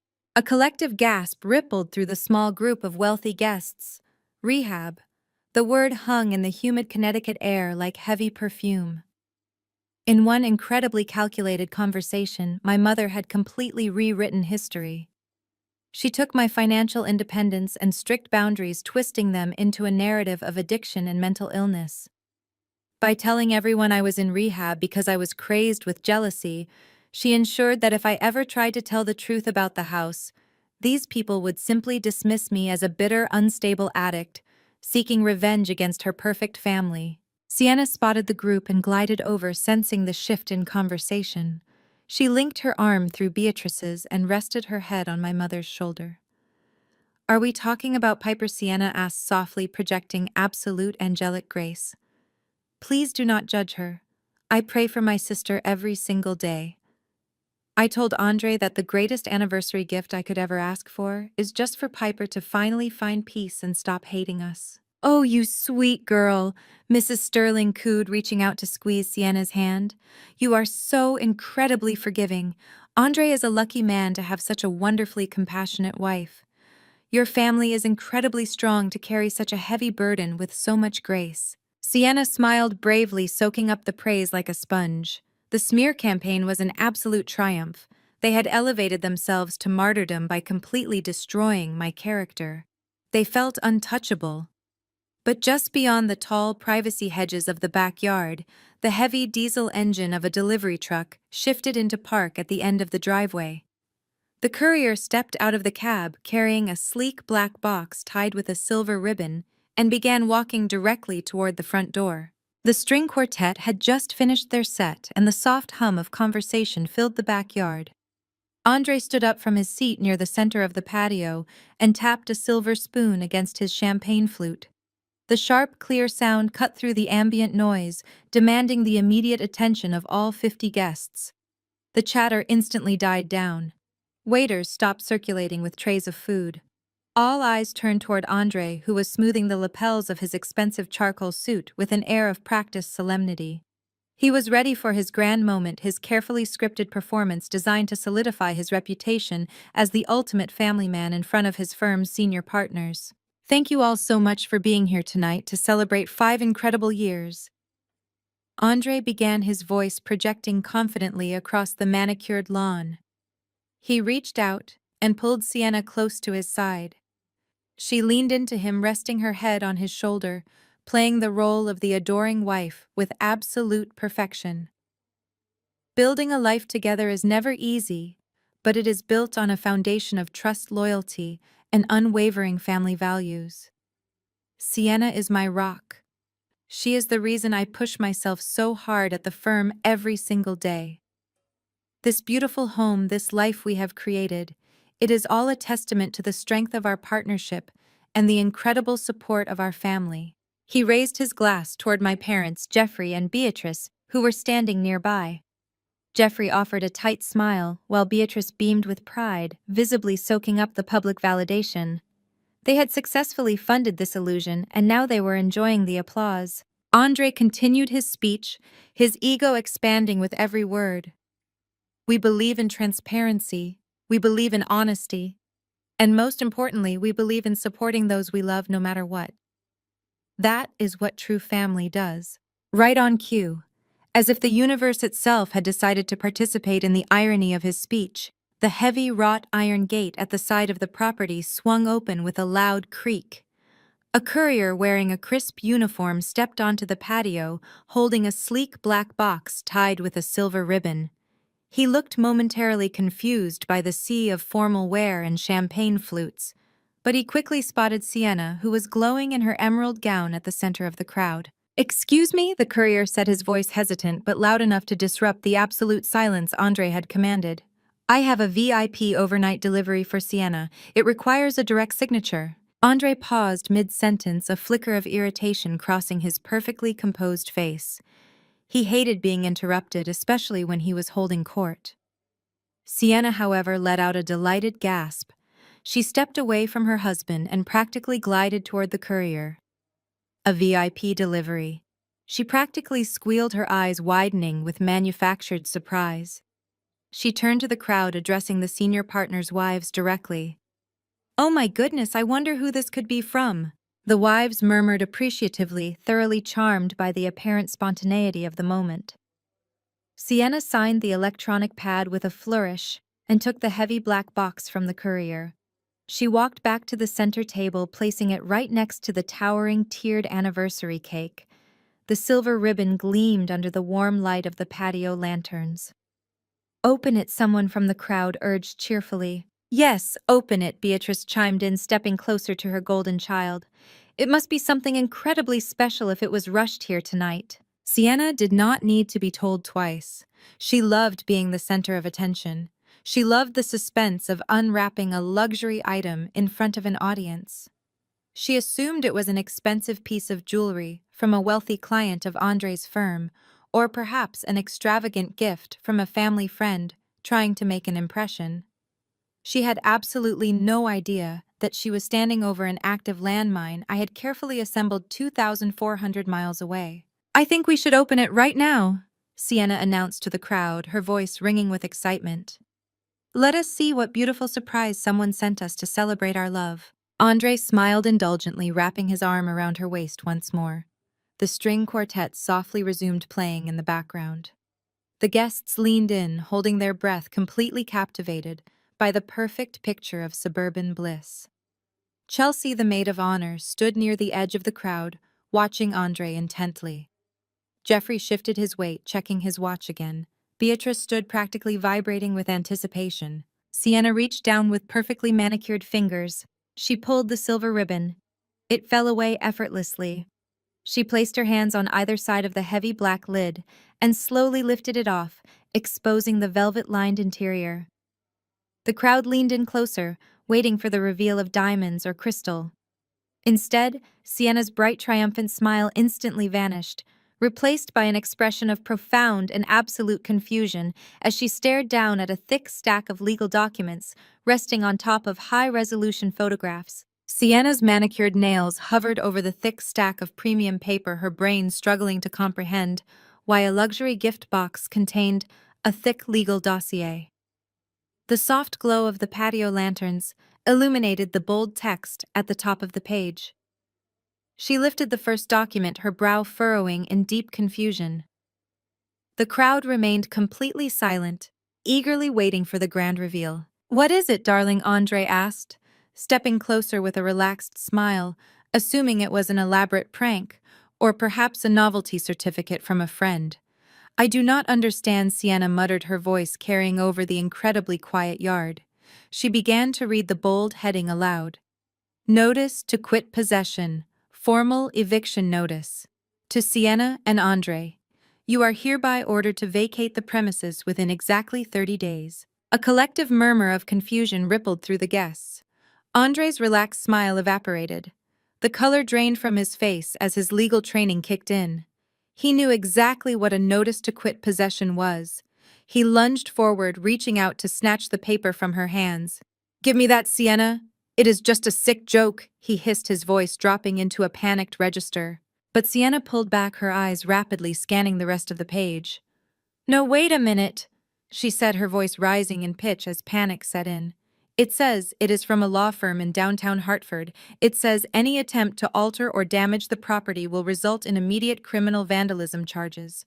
"Andre, what is this? Why does it say Piper is terminating our tenancy? Piper does not own our house." Andre made an aggressive grab for the paper, but his jerky movement caused the black box to tip over. The contents spilled across the white linen tablecloth. Right on top of the pile was the official county property deed, complete with the government seal.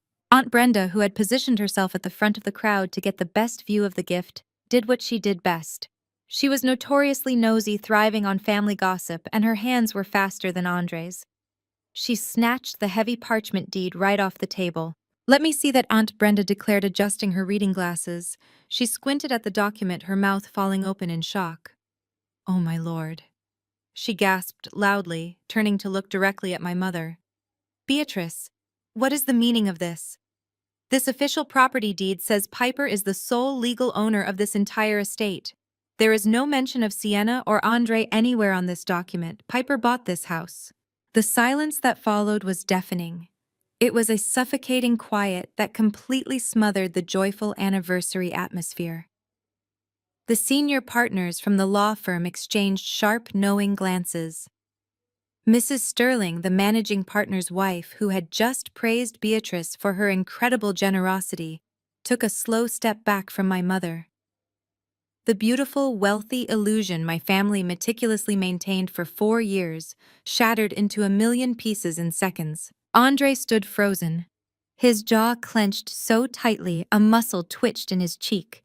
He had spent the entire evening bragging to his bosses about building his life, his investments, and his home. Now 50 of the most influential people in his social circle were staring at him, realizing he was nothing more than a glorified tenant living entirely off his sister-in-law's charity. Worse, he was a tenant who was currently being aggressively evicted. Beatrice frantically tried to run damage control. Her face flushed a deep, mottled red. Brenda put that away. Beatrice stammered, waving her hands wildly. "It is a mistake. It is just a massive misunderstanding. Piper is in a facility, remember. She is not in her right mind." She must have hired some terrible lawyer to harass us because she is so sick and jealous. But the damage was already done, and the crowd was not buying the lie anymore. You do not accidentally forge a government property deed, Beatrice. And you certainly do not accidentally hire a ruthless litigator to serve a 30-day notice. The whispers began.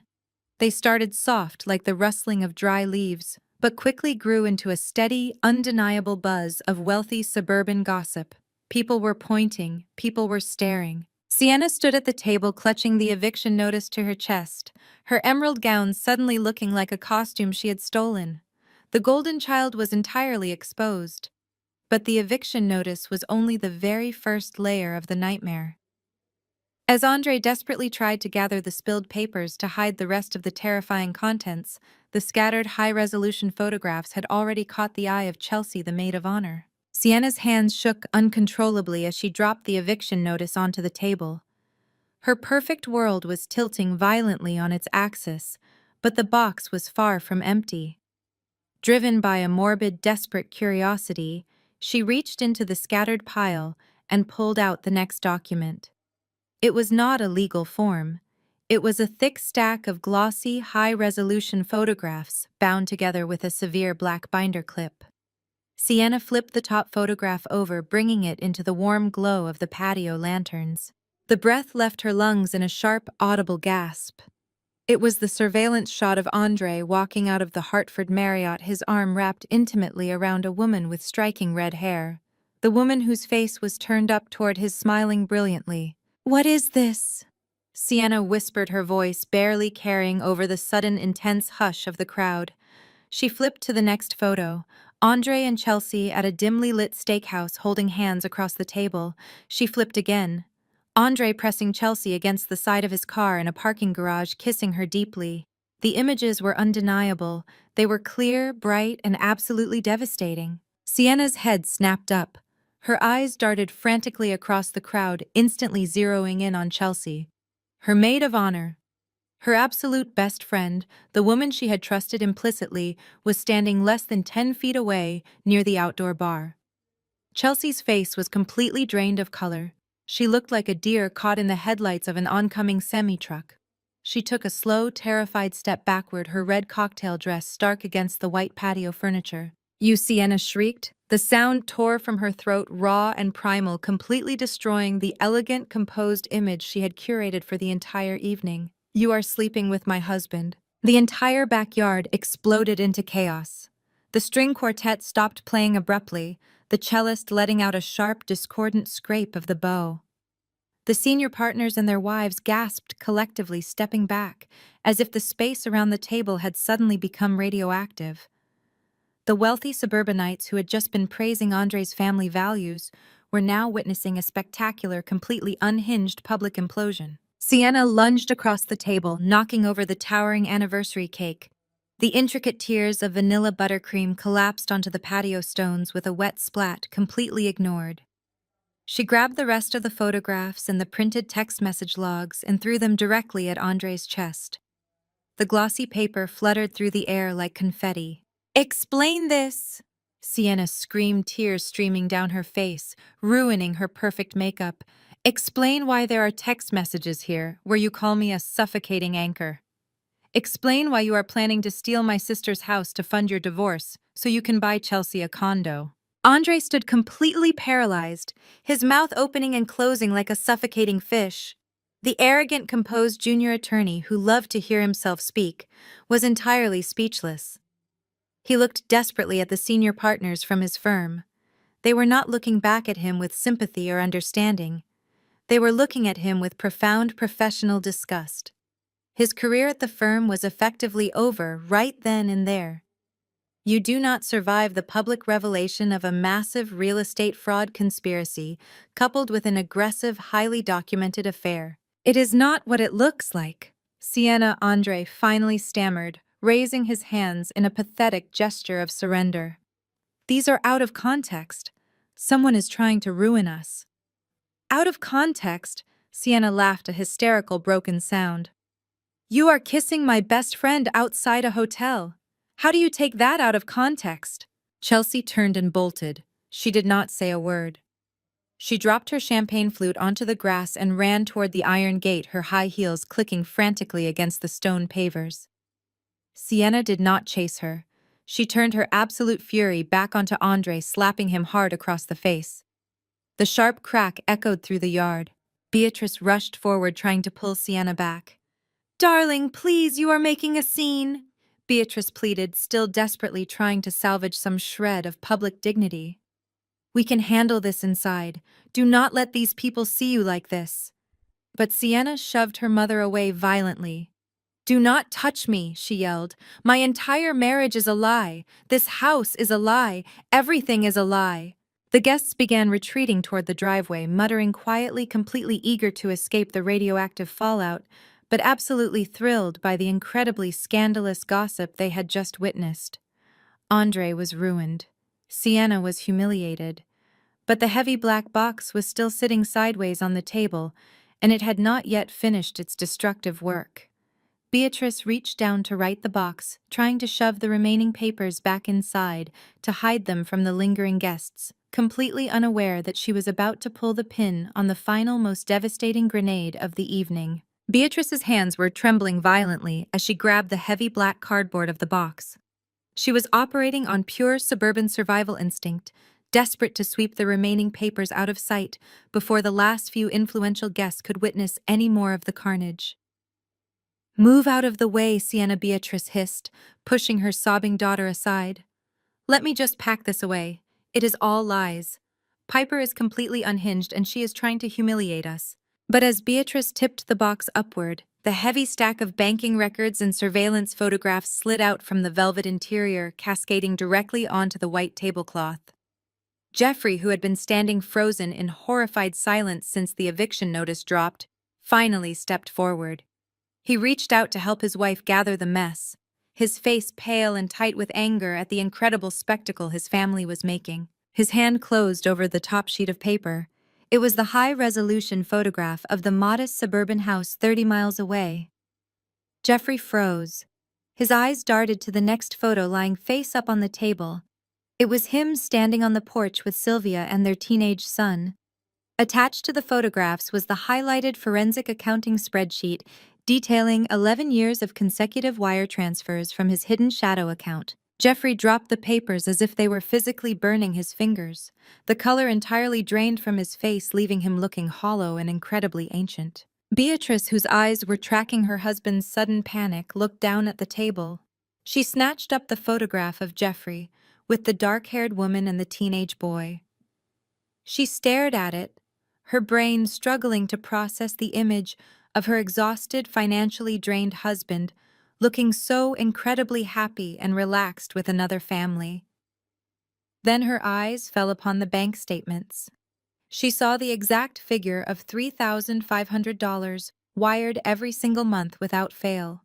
A guttural, horrifying sound erupted from my mother's throat. It was not a scream of sadness. It was a roar of absolute territorial rage. "You are giving our money to a whore!" Beatrice shrieked, the sound echoing off the brick facade of the house. The remaining guests, who had been slowly edging toward the driveway, stopped dead in their tracks, entirely captivated by this massive new explosion. "You have been lying to me for over a decade. We are drowning in debt. I cannot even pay the minimums on my credit cards, and you have been quietly funding a secret bastard child in the next town over."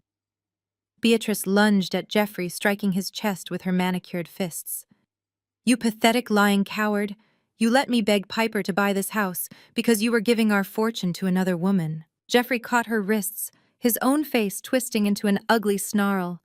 "Do not act like you are the victim here, Beatrice," he yelled back, his voice raw. "You bled me dry. You demanded a lifestyle we could never afford. Sylvia actually respects me. She does not treat me like a walking ATM just to impress people who do not even care about us." As they violently struggled against each other, Beatrice yanked her arm free, knocking the last remaining document off the edge of the table. The medical admission form drifted slowly toward the patio stones, landing face up, right at Jeffrey's expensive leather shoes. The bright yellow highlighter practically glowed against the stark white paper. Jeffrey looked down his chest, heaving from the physical exertion of their argument. He saw Sienna's name printed clearly at the top of the medical record. He saw the brightly highlighted AB negative blood type. The anger on his face suddenly morphed into a chilling, absolute stillness. He slowly bent down and picked up the paper, completely ignoring his wife's continued screaming. He read my attached note detailing the basic laws of genetic inheritance. Jeffrey was O positive. Beatrice was O negative. Jeffrey slowly raised his head. He looked at Sienna, who was still weeping uncontrollably over her destroyed marriage. Then he looked directly at Beatrice. The silence that fell between my parents was far more terrifying than the screaming had been. Sienna has an AB negative blood type. Jeffrey stated, his voice completely devoid of all human emotion.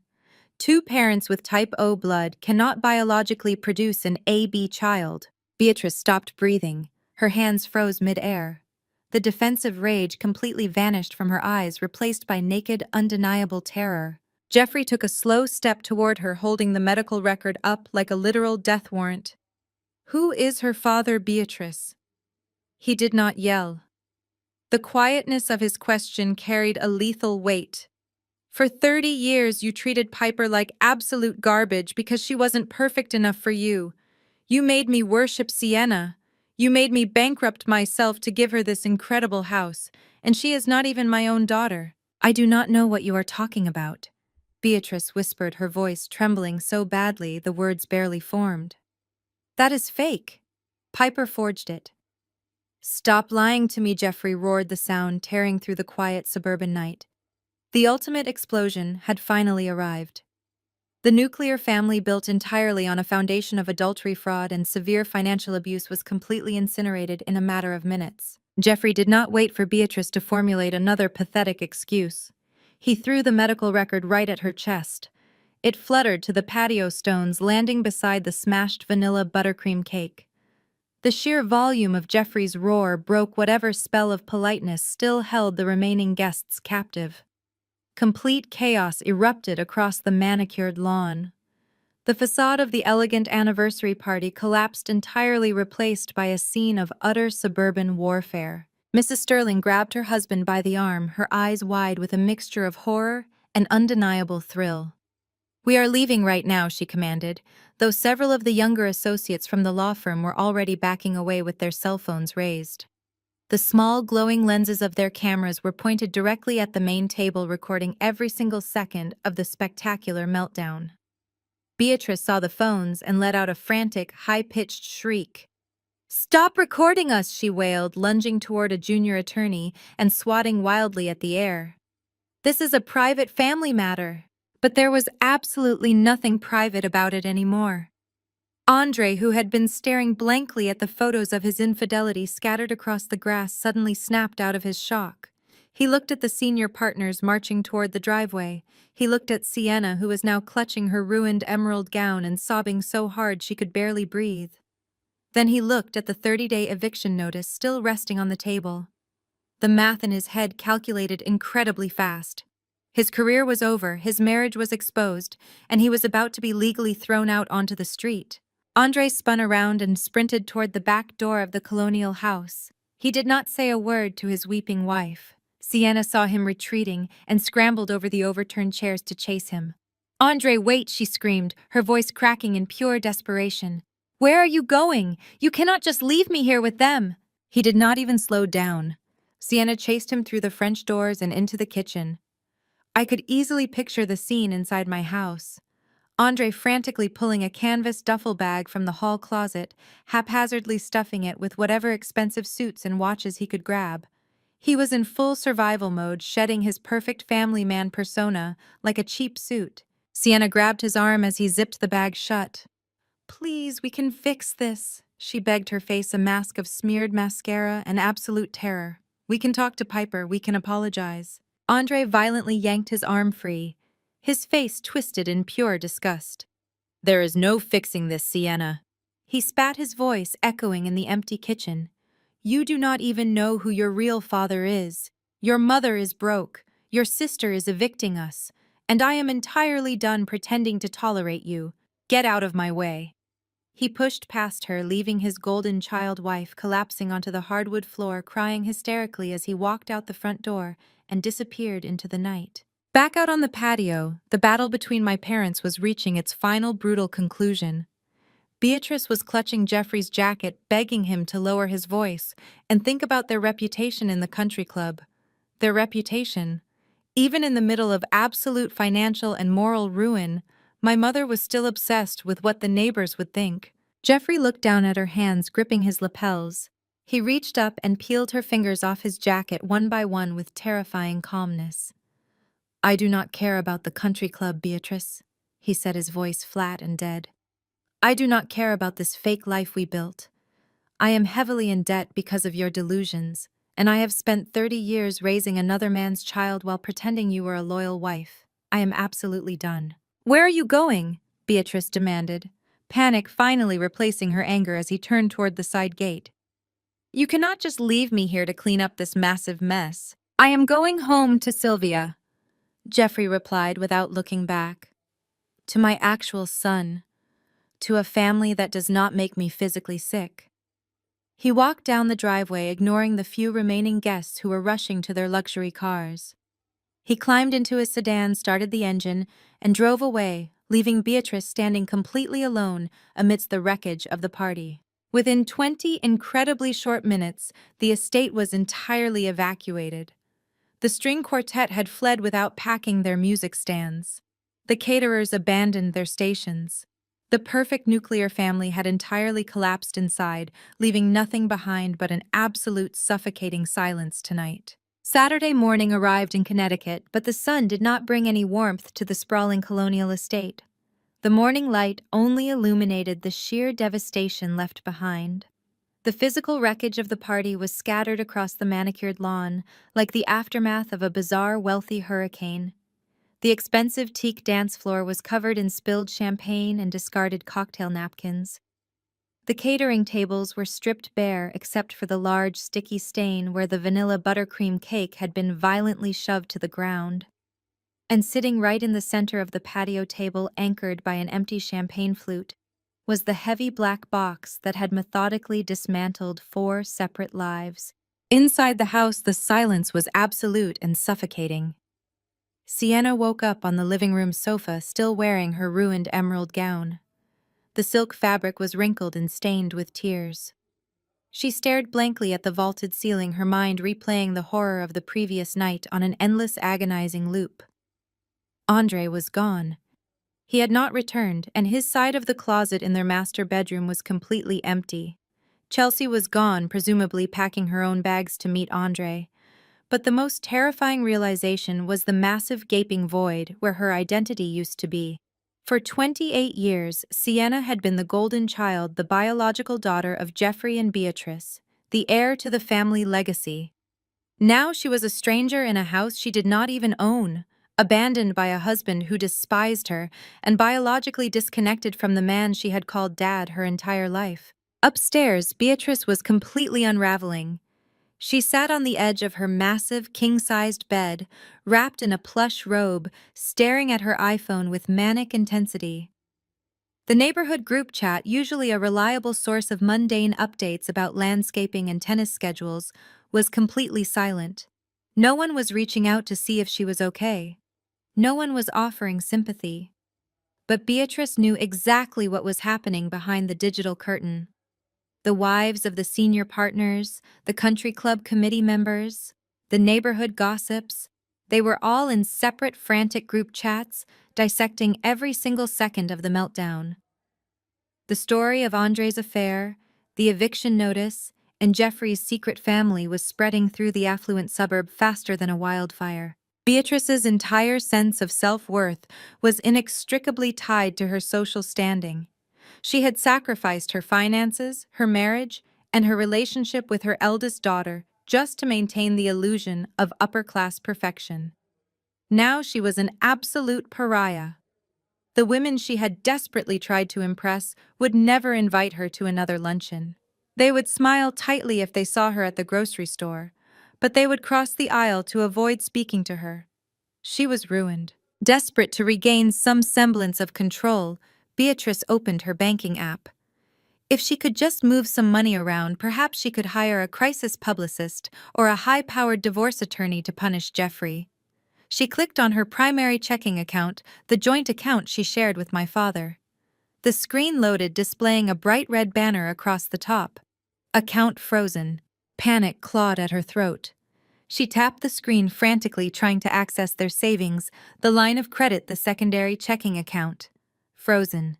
Frozen. Frozen. Jeffrey had not just driven away to his second family. The moment the banks opened on the East Coast, he had executed a catastrophic financial strike. Knowing Beatrice's tendency to spend wildly when stressed, he had preemptively frozen every single joint asset they shared. He was legally locking down the remaining funds to protect himself in the impending divorce. Beatrice dropped the phone onto the carpet. She had no husband. She had no social standing. She had absolutely no money to her name. The shadow credit cards she relied on were entirely maxed out. She was trapped in the sprawling, expensive estate she had bragged about buying, fully aware that she did not own a single brick of it. She stood up and walked down the hallway, her bare feet making no sound on the plush carpet. She found Sienna still lying on the sofa, staring vacantly into space. The two women who had spent their entire lives manipulating and feeding off each other were finally left with nothing but their own toxic reflections. "What are we going to do?" Sienna whispered, her voice hoarse and broken. "Andre took the remaining cash we had in the safe. He took the car. The eviction notice says we have 29 days left." Beatrice looked out the large living room windows at the ruined patio and the empty black box. Her anger flared again, hot and desperate. "We are not leaving this house," she declared, her voice trembling with delusion. "I will not let Piper win. She is doing this to punish us, but she cannot legally throw her own blood out on the street. She will cave. She always caves when we push her hard enough." Beatrice marched over to the kitchen counter and snatched up her phone. She was about to initiate the final, most desperate phase of their narcissistic cycle. They had tried guilt, they had tried threats, and they had tried public humiliation. Now, with their entire world in ashes, they were going to attempt the one tactic they had never genuinely used before. They were going to beg. I woke up on Saturday morning to the bright California sun streaming through my floor-to-ceiling bedroom windows. The air in my penthouse felt incredibly light and completely untainted by the drama unfolding thousands of miles away. I stretched, swung my legs out of bed, and walked into the kitchen to start the espresso machine. It was a perfectly normal weekend morning for me, but 3 time zones away, the radioactive fallout from the heavy black box was still burning through my hometown. I picked up my phone from the cool marble counter. The screen was completely flooded with notifications. But unlike the previous weekend, there were no aggressive group texts from extended family members. There were no arrogant legal threats from Andre. There were just 3 new voicemails waiting in my inbox. One from my sister, one from my mother, and one from my father. I pressed play on the first message while the dark espresso dripped into my mug. It was Sienna. The audio was thick with heavy, hyperventilating sobs. It sounded like she was curled up on the floor, gasping for air. "Piper, please," she choked out, her voice barely recognizable and stripped of all its usual golden child entitlement. "Andre is gone. He packed a bag and left me last night. Chelsea is not answering her phone. I am entirely alone in this house. You cannot evict me. Where am I supposed to go? I have no job. I have no access to the accounts Andre controlled. I know I was awful to you. I know I said terrible things, but please do not throw me out on the street. I am your sister. You have to let me stay here. I will do whatever you want. I will pay you rent when I find work. Just please call me back." The message ended with a pathetic, broken whimper. I stirred a splash of oat milk into my coffee, completely unmoved by her tears. Sienna was finally experiencing the real world, entirely stripped of her enablers and her stolen wealth. I tapped the screen to play the next voicemail. It was Beatrice. The undisputed queen of the country club sounded exactly like a cornered animal. "Piper, you have to help me right now." My mother gasped, her voice shrill with absolute panic. "Your father froze all our joint bank accounts. I cannot access a single dime. I went to the grocery store this morning and my card was declined in front of the entire neighborhood. Everyone is ignoring my calls. You have to wire me some money immediately. I need to hire a ruthless divorce attorney to destroy him, Piper. He has another family. He has a son. Send me $20,000 right now or I am going to lose my mind. Please, Piper, I am begging you to save me. Even in her absolute darkest hour, my mother somehow managed to demand cash while acting like the ultimate victim. It was a textbook narcissistic response completely devoid of any self-awareness or accountability for her own actions. I took a slow sip of my coffee, savoring the rich flavor, and moved on to the final voicemail. This one was from Jeffrey. The audio was quiet, accompanied by the faint, steady sound of highway traffic in the background. He must have been calling from his car, likely driving back to his second family. "Piper, it is Dad," he said. His voice was heavy, entirely drained of the fake patriarchal authority he had projected for 30 years. "I am not calling to ask you to fix this mess. I know what you sent to the house. I know you know everything now. I just wanted to say I am deeply sorry. I was a coward. I let your mother treat you terribly because it was easier than fighting her. I hid my real life away because I was too weak to leave. You were the only honest person in that house, and we actively punished you for it. You do not ever have to speak to me again, but I needed to apologize." I set my coffee mug down on the counter and looked out over the sprawling Los Angeles skyline. In the past, hearing my family cry would have triggered a massive wave of guilt and crushing obligation. I would have scrambled to fix their problems, to wire the money to let Sienna stay in the house indefinitely. But standing there in my quiet kitchen, I felt a profound sense of total emotional detachment. I was listening to the voices of strangers. Their pain was entirely of their own making. Andre's infidelity, my father's secret life, my mother's financial ruin, and Sienna's shattered marriage were not my burdens to carry.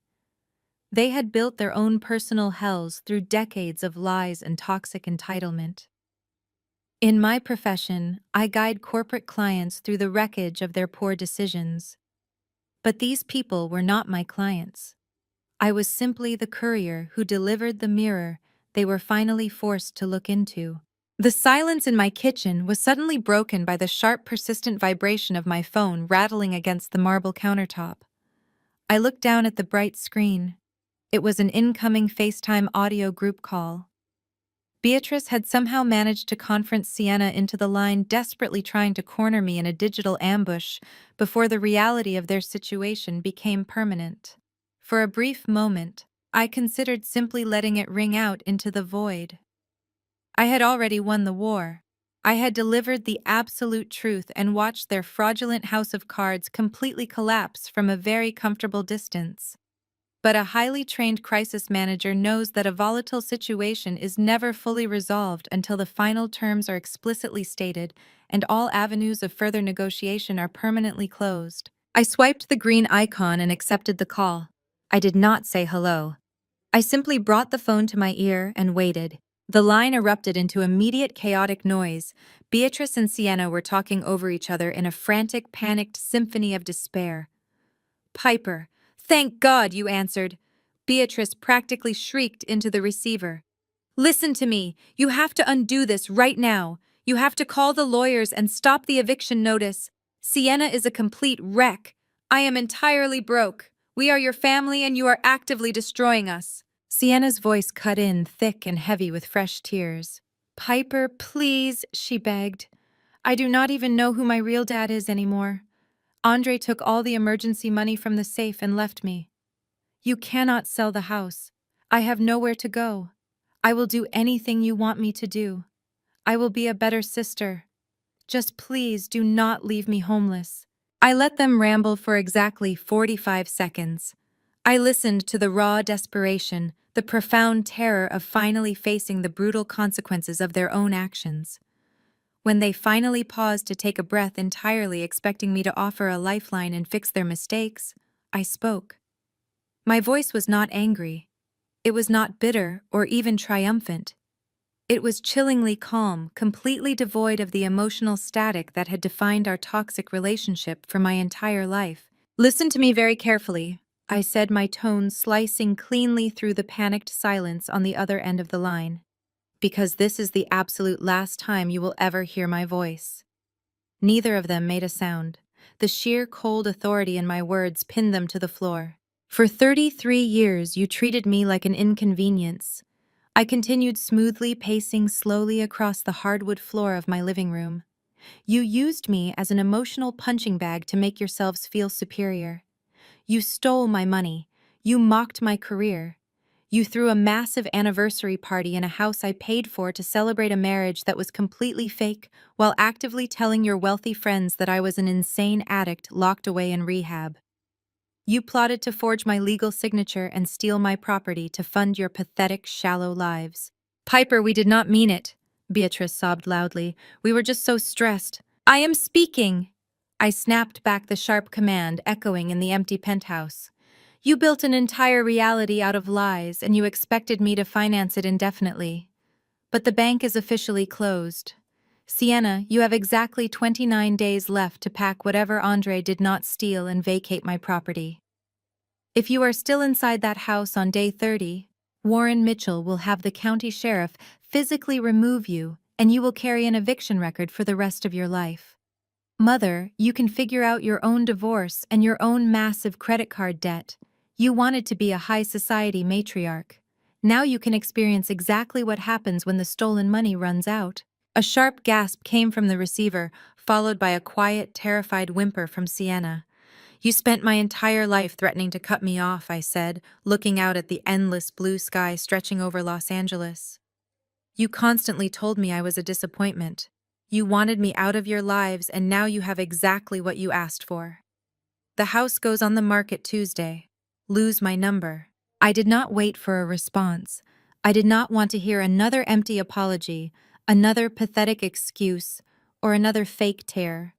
I pulled the phone away from my ear and pressed the red button, severing the connection instantly. The silence that washed over the apartment was magnificent. It was the sound of absolute freedom. I remained standing by the window and opened the settings on my phone. I went straight to the contacts list. I tapped on Beatrice's name, scrolled to the very bottom of the screen, and selected Block Caller. I did the exact same for Sienna. I did the same for Jeffrey. I went into the extended family group chat, blocked. Aunt Brenda blocked the furious cousins and permanently deleted the thread. I blocked Andre's cell phone and his law firm email address. I built a massive, impenetrable digital wall around my life brick by brick, ensuring that none of their toxicity could ever reach me again. I set the phone down on the glass table and walked back into the kitchen. My espresso was still warm. I picked up the mug, took a deep breath of the fresh California air, and smiled. The crisis was officially managed. My life was finally completely my own. 6 months later, I found myself sitting in a glass-walled conference room in downtown Los Angeles, holding a heavy gold pen. Across the polished mahogany table sat my real estate attorney and an escrow officer. I signed my name on the final line of the towering stack of closing documents. The escrow officer smiled, stamped the paperwork, and extended her hand to congratulate me. The Connecticut estate was officially sold. The irony was almost poetic. Andre had been absolutely right about one thing during his drunken voicemail rant. The East Coast real estate market was incredibly hot. The house had sparked a massive bidding war the very first weekend it was listed. It sold for significantly over the asking price entirely in cash to a wealthy tech executive relocating from Manhattan. As I rode the elevator down to the lobby, my phone buzzed with a notification from my banking app. I opened it to see the final wire transfer had officially cleared. The enormous profit margin instantly doubled my net worth. The financial anchor I had dragged around for 4 years had finally been converted into pure liquid freedom. The estate was gone, and so was the toxic family unit that had infected it. In the 6 months since the anniversary party, my lawyer Warren Mitchell had kept me briefly updated on the absolute wreckage they left behind. Sienna had actually tried to squat in the house, but Warren executed the eviction with ruthless precision. She was escorted off the property by county sheriffs on day 30. Completely abandoned by Andre and utterly broke, the former golden child was now living in a cramped one-bedroom apartment working a retail job just to survive. Andre had not fared any better. The senior partners at his law firm fired him the Monday morning following the party. His arrogant plan to open a private practice died instantly when his reputation was vaporized in the local legal community. He was currently facing a formal investigation by the State Bar Association for his attempted real estate fraud, an inquiry I had happily provided all the necessary documentation for. As for my parents, the explosion was completely permanent. Beatrice and Jeffrey were locked in a vicious, highly public divorce that was draining whatever pathetic remnants of cash they still possessed. Jeffrey had moved in with Sylvia and his biological son, completely washing his hands of his previous life. Beatrice, shunned entirely by the country club elite who had witnessed her humiliation, was forced to rent a tiny townhouse 2 towns over. The absolute best part of it all was that none of them were speaking to each other. The foundation of lies that held them together had completely shattered, leaving them isolated in their own individual misery. They had spent years trying to break me, but in the end, they had entirely destroyed themselves. I stepped out of the office building and into the warm Southern California afternoon, breathing in the fresh air. I drove back to my penthouse, not to sit in quiet isolation, but to prepare for a celebration. Tonight I was hosting a dinner party. By 8 o'clock, my living room was filled with the sound of genuine, unfiltered laughter. The dining table was covered in platters of roasted lamb, fresh salads, and expensive bottles of wine. But the most beautiful part of the evening was the people sitting around the table. Marcus, my forensic accountant, was passionately debating movie trivia with Elena, my private investigator. 2 of my closest colleagues from the crisis management firm were sharing stories about our most ridiculous corporate clients. My closest friends, the people who had supported me through late nights and stressful campaigns, were all gathered together. This was my chosen family. There was no emotional blackmail here. There were no hidden agendas, no secret credit cards, and no desperate attempts to project a fake reality. We were bound together by mutual respect, genuine affection, and actual trust. I looked down the length of the table, listening to the joyful noise echoing off the glass windows. I thought about the heavy black box I had sent 6 months ago and the incredible weight it had lifted from my shoulders. For decades, I was conditioned to believe that blood was an unbreakable contract, a mandatory sentence to endure abuse, just because we shared a last name. But standing in my beautiful home, surrounded by people who genuinely loved me, I knew the absolute truth. Walking away is not a sign of weakness, it is the ultimate victory. Refusing to participate in a toxic dynamic is the most powerful move you can ever make. I raised my glass of wine, the deep red liquid catching the ambient light, and silently toasted to the beautiful, unbothered peace of a life finally lived on my own terms.